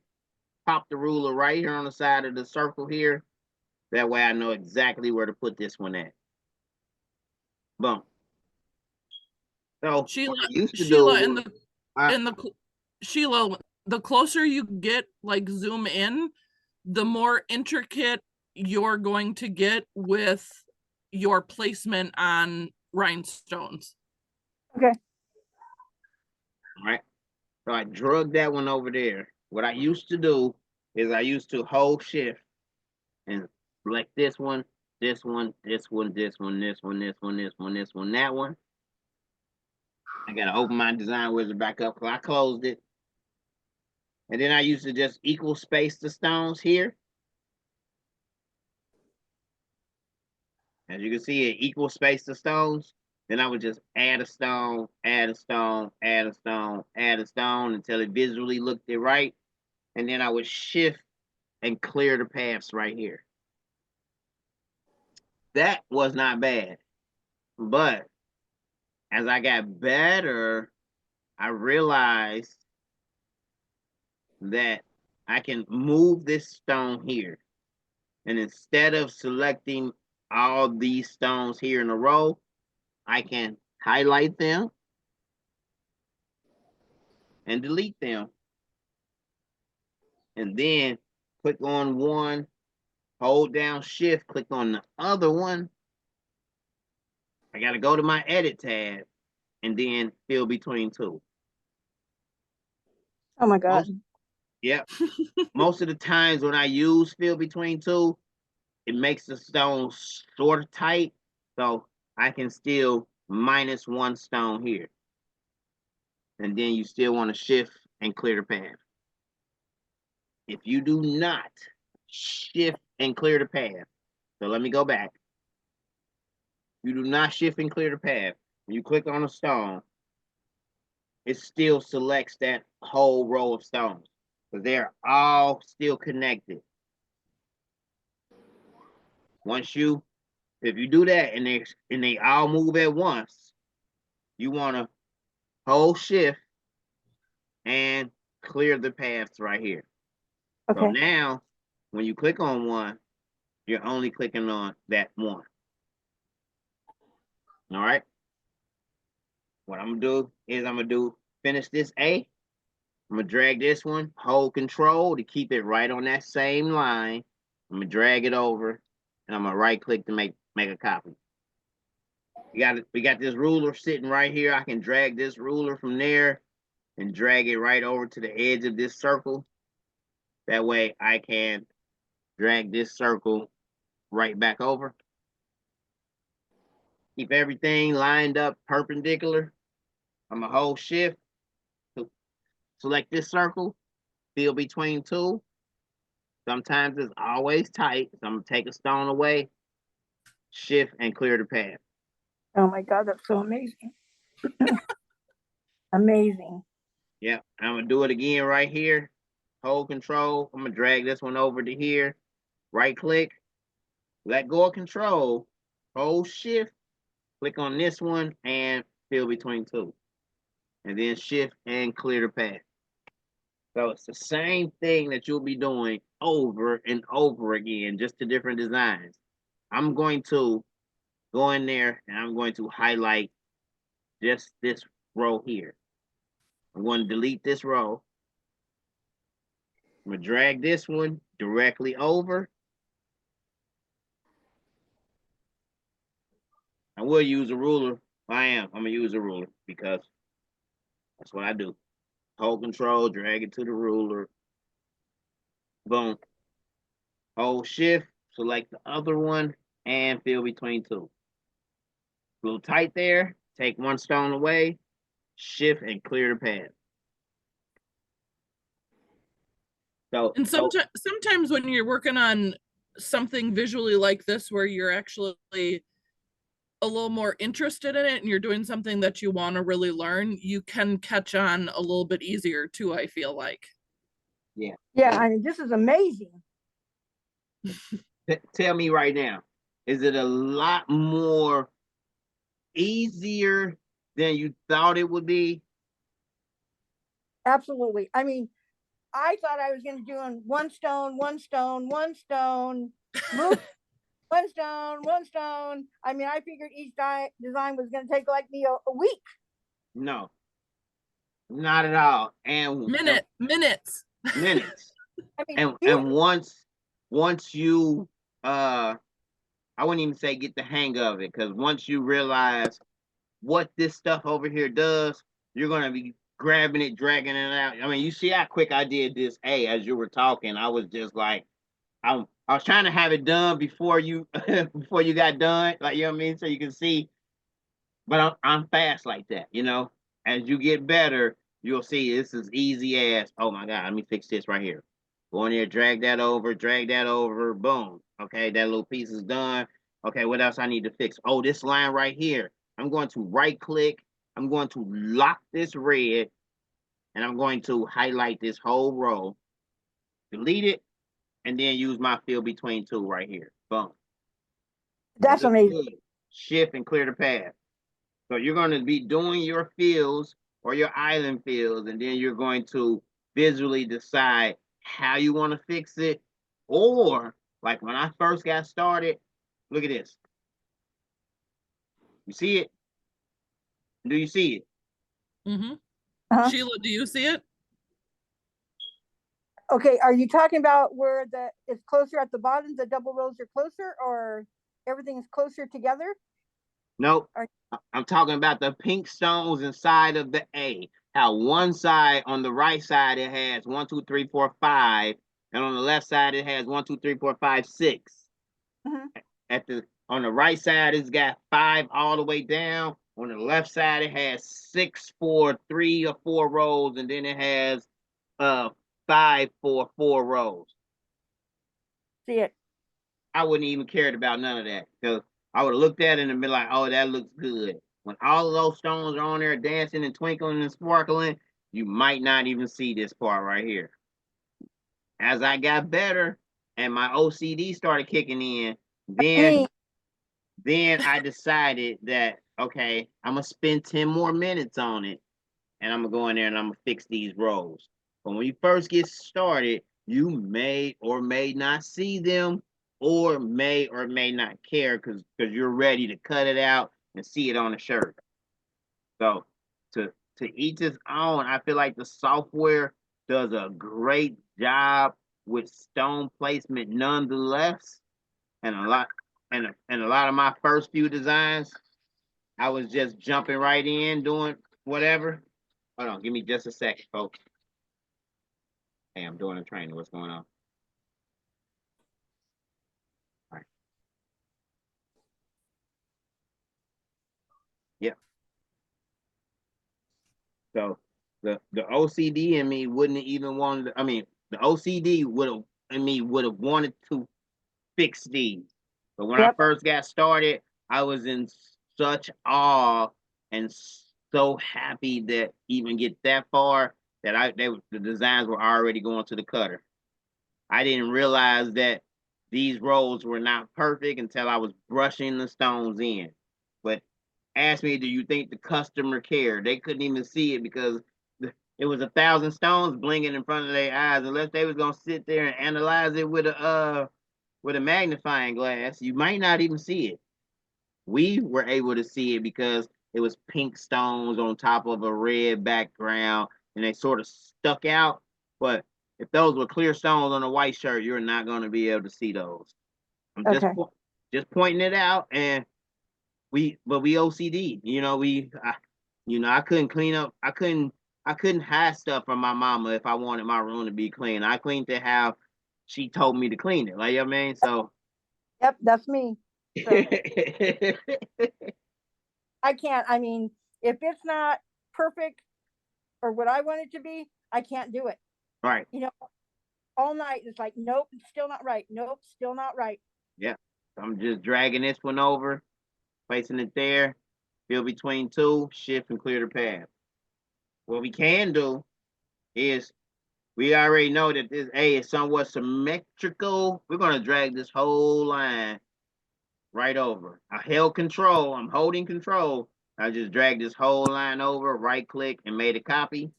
Zoom in, hold control again, and drag it just a little more. And just a little more. That's good.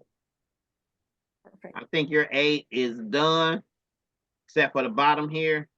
The old me, you're going to find once you get comfortable with everything I just taught you.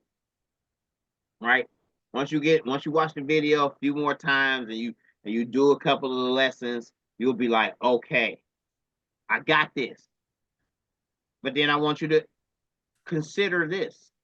Yes, we can drag this ruler here, place the ruler here, drag this one here, and drag it all the way over here, and then hold shift and select each stone in this row. That's what I did for years. I did it this way for years until my left brain told my right brain, why are you doing it like that when you could easily delete this whole row right here, bro? Boom. Grab the row above it. Boom. Hold control, drag it down. You got a copy. Boom. And that's genius. Easy. We're going to do it again over here. We're going to grab this whole row here. Boom. Hold control. I'm zooming in, so I got more control. Hold control, drag it down, right click and copy. Boom. The old me would have did space and fill on both sides, because it wasn't that I didn't know any better. My brain was just not comprehending that they're the same size on both sides. Actually, I could finish this row right here. And for sake of the video, I'm gonna just fill between two to there and take a stone back, even though that row doesn't match to the row below it. I just want to show y'all something. We could have did the same thing on this other row over here, or we could Do the same process. We're gonna grab all of those stones there. We're gonna delete all of those, and we're just gonna copy this side over, you know? Oh, that's a good idea. So the more and more you start thinking inside and outside the box, you're gonna be calling me and be like, Ray, did you know this? And I'm gonna be like, nope, I did not know it because my brain did not think that way. I love these softwares. It sort of works however your brain works. Once you think of it and you hover over a few things, like, okay, what's this? An envelope tool. What? Okay, what's this? A transparency tool? Where? It's transparent for real? I'm gonna click on it. I'm gonna click right here. Drag it out. Watch what happens. What? Oh, You know what I'm saying? Like, so don't be afraid to go in there and play around with stuff here on the side.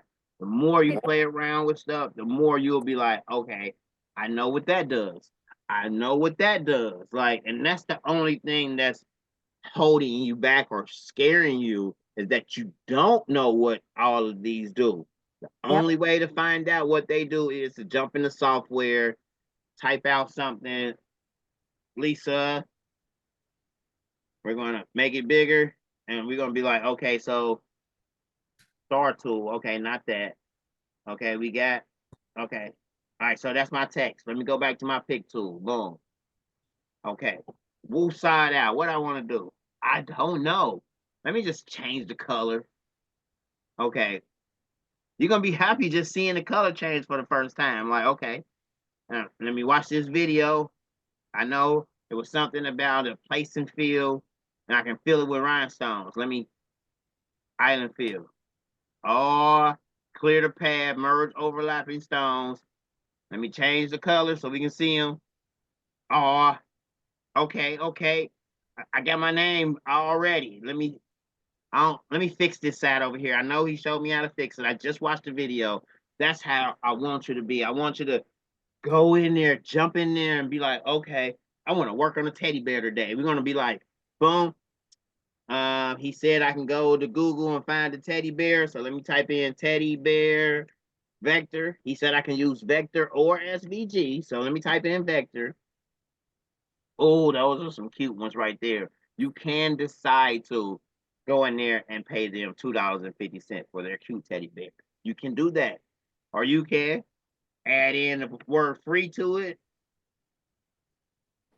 There go a teddy bear right there. It's not as nice as the other ones. There go another one. There go one right here. I stock teddy bear. Here go one on Pinterest. I love Pinterest because Pinterest allows you to right click and save. So we're gonna right click on that and we're gonna save that image as. We got us a teddy bear, y'all. I like to name it teddy bear.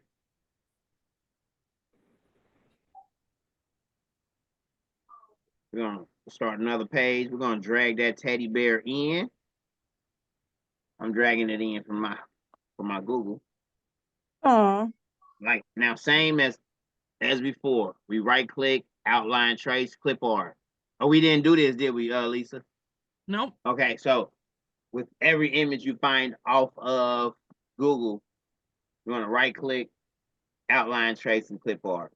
90% of them, even if they say SVG, sometimes they're not. They're actually a PNG or a JPEG file. You want to drag it in here and outline, trace, clip art. You also want to make sure delete original image is checked and remove background checked. Let's hit OK. We got us a little cute little teddy bear. Let's right click. Let's ungroup all objects. What I want to do, when you ungroup all objects, everything you see on the screen is an object. For instance, his nose. Boom. And Control Z it back. His eyes are actually part of his mouth. That's all one piece.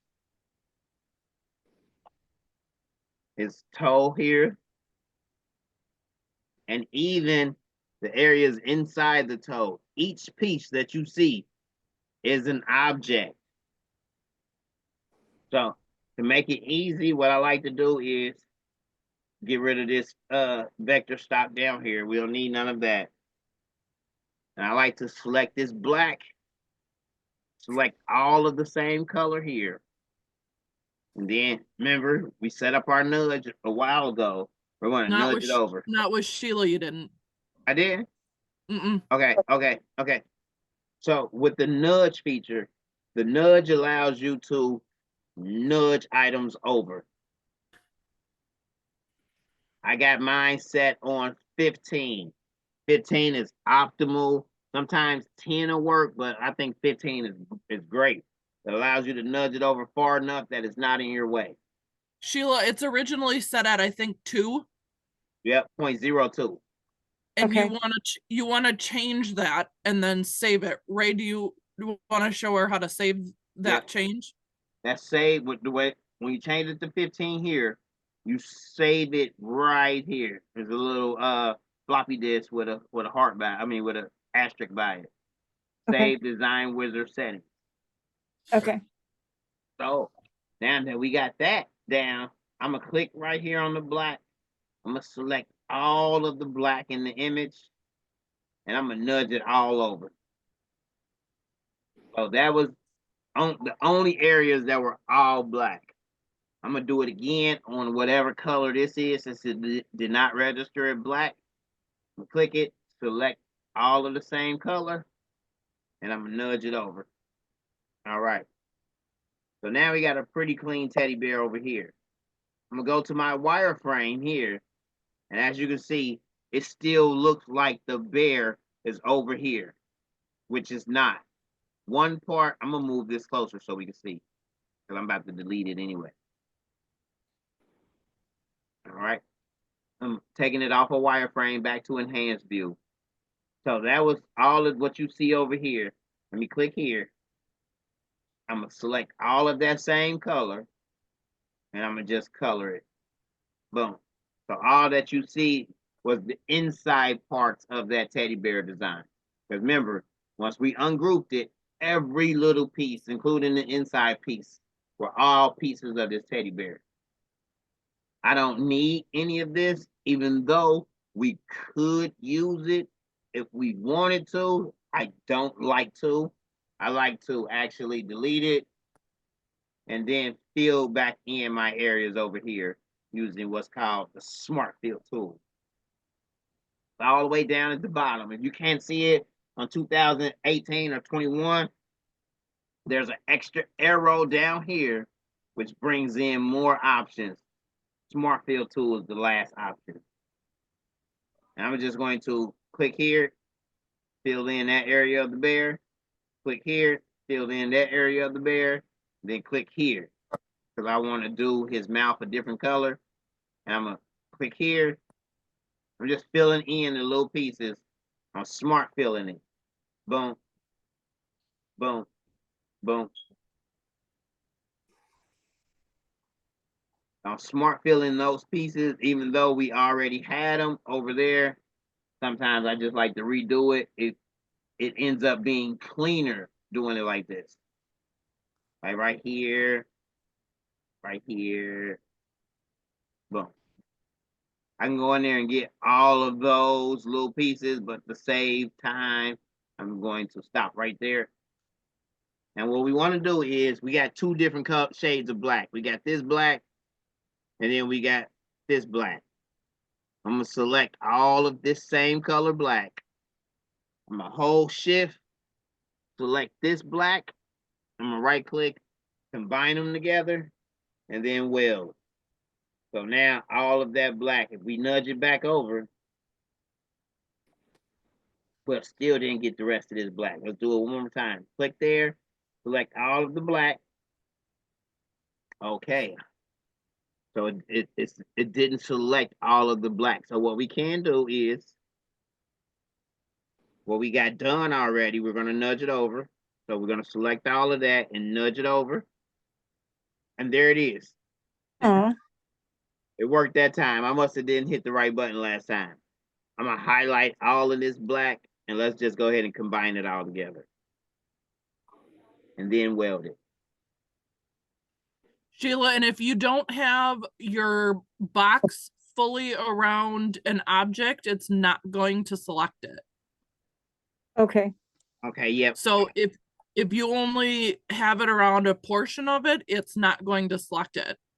So okay, if we go like this, it's only selecting, let me change those to pink. Okay, so it's only selecting that one area right there. So if I go halfway over just that, it's not going to select anything because the black that you see, it's this big, it's huge. So for an example, if I try to select that black, I can't get it by just hovering over the toe. I got to hover over the whole thing in order to select it. got it. So with this foot here, if I hover over all of this and I don't get the entire foot, in the design, I can essentially grab everything else. I grab the bear in the inside and not the outline or the foot because they were not inside of my selection. What was inside of my selection, you see this box here? Only the bear is inside of there. So not the whole outline of the bear, but just the gray part. And for good measure, if we did it like this, we can go in there and just grab this piece. Oh, cute. I'm going to, I want to go a little more in depth.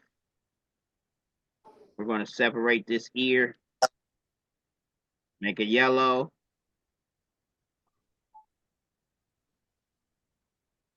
Make this ear yellow. I'm going to weld the ears together to make sure I got all that yellow welded together. All right. So now if I go in there and I'm only highlighting this portion, it'll only select the ears. Oh, Well, this little piece and this little piece and this little piece should be welded to that. We're going to change that a color too. So now we got all these different colors. If I highlight just over those two ears, it should only grab those two ears. Because the two ears were the only thing inside of that box where the entire object is inside of the selection tool. okay. If I try to get this nose, the mouth, the nose, and one ear, it's not going to get that one ear because why? You know why it didn't get that one ear? Sheila, It's not all the way around it. It was all the way around that one ear. Oh, just trying to do the right one, not the left one? You close. You close. You got to remember, these two ears are together, so it needs to be around both of them because we welded them together already. Okay. So if I'm only going around half of it, it don't have both of the selection of the ears in there, so it's only going to get that mouth because the mouth was the only object where the entire object was inside of the selection tool. So once you weld it, it won't be separated. They both will. Correct. Once you weld it, you can't separate it unless you right click on it and break the curve apart. Once you break the curve apart, now I can go in there and I can get the nose and half of that ear, as you can see here. Okay, got it. If I screw up, like say I didn't want to make that paw pink, what did you hit to undo something? Control Z. Oh, Control Z. Okay. Yeah, but then you can also just click on it and change the color that you want it. Okay. We're going to click on the bear and we're going to change him blue as well. I'm going to hold shift now and click on this blue down here. And now we're going to right click and combine them together and then weld. So now They're all one piece. Okay. I'm gonna hold shift again, click on this tan, and I'm going to weld it. So now all of that is one piece.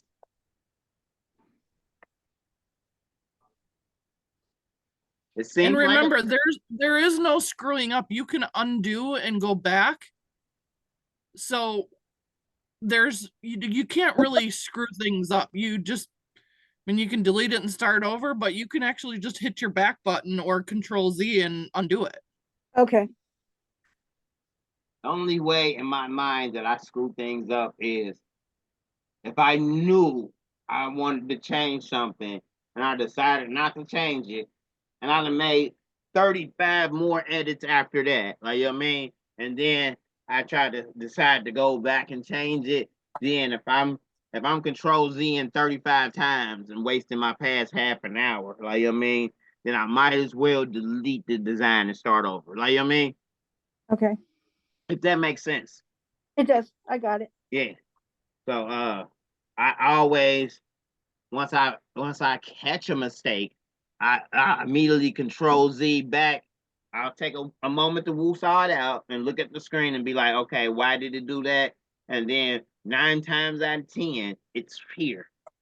There's something that you got set up here that was just not quite set up right. You might have had the point right here, 0.75, and it's supposed to be 0.075. Something small like that will have you, oh my God, what did I do wrong? Like, you know what I mean? Take a second, woosah, and just look at the screen and be like, that's typically what happens to me is I'll be like, what happened? Okay.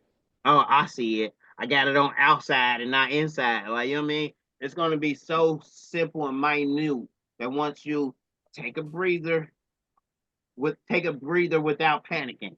Because at first, our first reaction is to panic. Oh my God, I don't know what happened. But after I panicked so many times and I started, okay, Ray, you can do this. You know what I mean? And I took a second to look at the screen. Then I stopped panicking when stuff went awry. And I started just calming down and looking and be like, oh, how did I forget to click that box right there? I forgot to add the stones. Like, you know what I mean? Like, it's like, that's how simple it's going to be. Don't worry about learning everything at once. I still don't know everything. I know enough to the point to where I can teach you everything you need to know. You know what I mean? Mhm. I don't think I'm ever going to use every single aspect of the software. You know, some of these programs and tools are used for different stuff. That's probably for billboards and stuff like that. I'm not making that type of stuff. Like, you know what I mean? So I use the tools that are designed to help me design what I want to design. And it's going to be the same way for everybody. Lisa is using it. She's about to use it to start designing her cups. So she's going to size up her cup. You know, she's going to take her ruler and get the circumference, and she's going to design based on those measurements. You know, I know I was going on and on, but you were about to say something, Sheila. I forgot what I was going to ask you. My apologies. I was trying to stop myself, but I had to get it out. Like, you know what I mean? My apologies once again. Okay, my Yorkies go crazy. My daughter just walked in, so my Yorkies, and I want them to be quiet, not to interrupt you, but sorry. Okay. So how long do I need to practice? And I mean, I'm right on it. Tomorrow I'll get my venture set up and everything else. How long do I mean, I feel more comfortable now for sure. I was scared to death, but how long should I wait in between classes to be sure I'm ready for the next one? That's totally up to you. So the way that it has been working is I say about, if you did it every weekend, you know, for the first couple of weeks, you'll familiarize yourself with a lot of the tools. Then you may be able to take a few weeks off while you're practicing, and then you'll be more likely to join a bigger group setting where it's more than just two of us, and then we'll be able to take you from that beginner stage to the next stage. Okay. If that's what is that what you were asking? Yeah, because I want to get there sort of quickly, and I mean, I'll put the time in to learn where I need to be, so but I didn't know. It's like, no, you can't have another class for 2 or 3 weeks. I didn't know how often I could take another class. You could take a class tomorrow with him if you wanted to, I'm sure. Right, exactly. Oh, okay. Yeah, it's the class settings I try to schedule for the weekend to get more people interactive in the class at once. But I offer 24/7 around your convenience training one-on-one, Sheila. Okay. No, I appreciate that. I'm very thankful. All right. So like the first time I did a class, I messed around with it on my own afterwards, plus watching some of his videos on like YouTube. And then I did one the following week, another one-on-one with him, and just went into it, kind of messed around with it on my own. And then he came back and was like, all right, what did you learn? What did you not learn? Like, what do you need help working on? That type of thing. So it just goes by more or less of how quick you're going to pick up on things. Okay. And I'm glad, because I mean, I was trying to record it because it's like, I am never going to get all this. I would have never remembered half of this. So, I mean, thank God there's video so I could go back and rewatch, to get it. I also have he'll send them to you. Yeah. I'll send them to your email. That way you can save the email. That way you can always go back directly to it. But I also have another option where I have a membership set up on my YouTube channel that has everyone's recordings, everyone's trainings for the past 2 years. Every Saturday training, every one-on-one training is on there and is accessible for only $24.99 a month. So okay. It's called the exclusive design membership. And at your leisure, you'll be able to go on there and access I have so many beginner tutorials on there, and then I have a little bit more advanced tutorials where this person, like I think the one we did where it was me, you, Joanna, it was like 4 or 5 of us. That one went a little intermediate level, I had most of y'all on there had already taken the beginner class a few times, so we were able to touch on just a little more. So you definitely have options, if you like. And also once you know the basics, like he's teaching you here, you can watch his videos and pick up a little bit more every time. And it's like, oh, okay, I got that, but I didn't catch this part.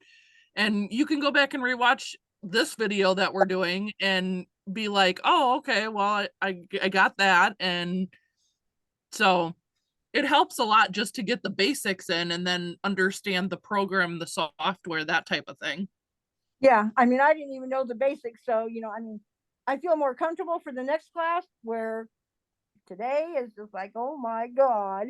But, Yeah. I'm glad, thankful. I know I'm almost sure that it still may be mind blowing, but trust and believe, once you get everything set up and you're sitting there, what I did was I got an iPad. So I set my iPad up off on the side. I put on a training video and I just follow along step by step, pausing the iPad and rewinding back if I needed more clarification on something. But yeah, that's what I'll do. That's the best way. And doing it like that, you'll be halfway through the video and be like, okay, you might even pause the training, open up a new document and be like, okay, I want to see if I can do all of this without that video right now. Like, you know what I mean? And, okay. And you'll be jumping into it. You'll be vectorizing. You'll be feeling, look at this. Watch this. We're going to hash fill that. Clear the path, merge overlapping stones. Boom. And it's a little choppy. We're gonna delete them all. it's only choppy because the bear isn't big enough. So it's a 6.1 inch bear. Let's make them like 9.2. Let's deselect. Click on the brown of the bear. Let's do it again. Hatch fill. Clear the path, merge overlapping stones.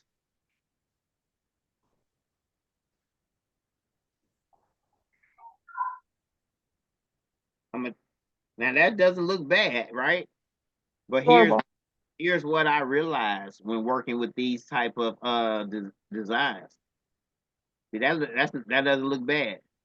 But watch this. I'm gonna just delete all those stones again. I'm gonna double click on this black, and we're gonna get rid of this. We're gonna get rid of this. We're gonna get rid of this, because those are making it look choppy. Those are making the stones look choppy. So we want to delete all of this extra filler. And I'm just highlighting the nodes and deleting the nodes as I go. Boom. All right, even these few here.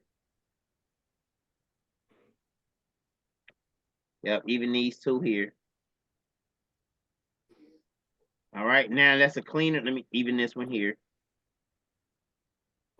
All right, so that's a cleaner bear, right? Yes. We're going to click here. I'm going to bring the color back. So we got all of those notches and stuff in there. We can double click and repeat the same process and clean them out of there. Or we can just delete the whole thing. Boom. And smart fill it again without those notches in there. So now, watch this. Hatch fill. Clear the path, merge overlapping stones. I'm gonna change the stones red. And look how much more cleaner that is. Oh yeah, so much better. I can even, man, I like it, but I can get it cleaner. I'm gonna go in there again, delete all of those red stones, and now I've decided, let's delete this too. I've decided I don't want these edges here. I'm gonna double click, and now I'm gonna go in there. When you get in this deep, you wanna go slower. You wanna delete them one by one or two by two. That way you can see your curve happening as it happens. See right here, don't worry about it. Keep it going until you get them all done. And then you can re-straighten that line back up. Here. Oh wow. And we're gonna straighten that line back up using these edges here. Boom. Boom. So we just smoothing it out. We're gonna do it again over here, double click. All of those nodes pop up. We're gonna go one by one. Well, I like to go two. When you first get started, go one by one and you'll see the nodes and how they disappear and where the next node comes in at, which will make it easier. Right now, I'm just going over it because I know that once I delete them all, I can straighten this line. So I'm deleting all of these nodes. See how that one went wiggly like that? Mm-hmm. We're going to delete this one. Boom. Sort of fixed it. But now we come up here to this node here. And then we can drag this node back. There's another node right there. I missed that. Let me delete him. And now we can skinny this guy out. So we just got rid of all those nodes that were in between these two in order to skinny those out. So now we got rid of all of that. Let's smart fill it again. I like to weld these two pieces together since they were two separate pieces. And then let's hatch fill. It should be cleaner all the way in there to that inside part.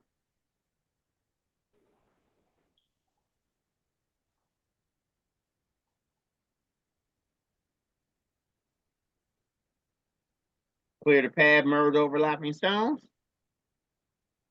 So when I first got started, I was doing stuff like this.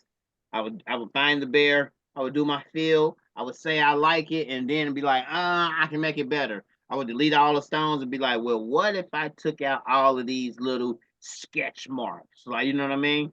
Took all of them out, populated it with stones. Then it had like the edges were rough. I went in there.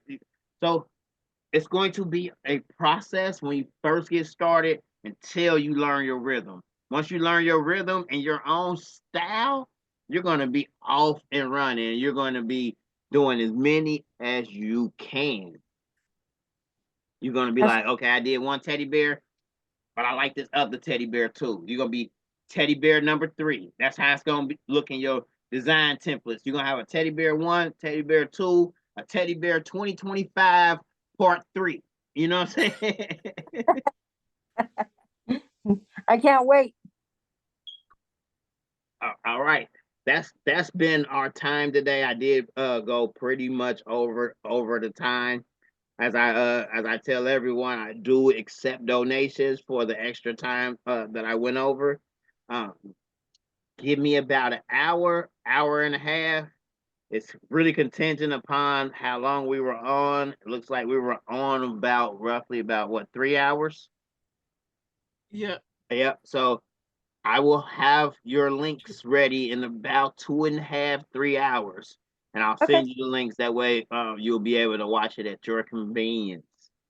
Okay, it will be late tonight. I got my little boy and my daughter and everybody came for a barbecue, so don't rush because I won't even get to it until like 11 o'clock tonight when I put my little boy to bed. Oh, I'm rushing because if I forget to do this, tomorrow will come along and it'll be another training, and then this training will end up getting lost. So I have to do it immediately after the training and then get it online, or the day will get away from me. So it's going to be available in an hour or so. I appreciate it so very, very much. Cool beans. Until we meet again, and Lisa, until we meet again, I'm out, ladies. Sir. Thank you. It's nice talking to you, Lisa. It was great to talk to you, Sheila. Thank you. Thank you. Bye, all right, Ray. ladies. Bye. Peace out. Bye.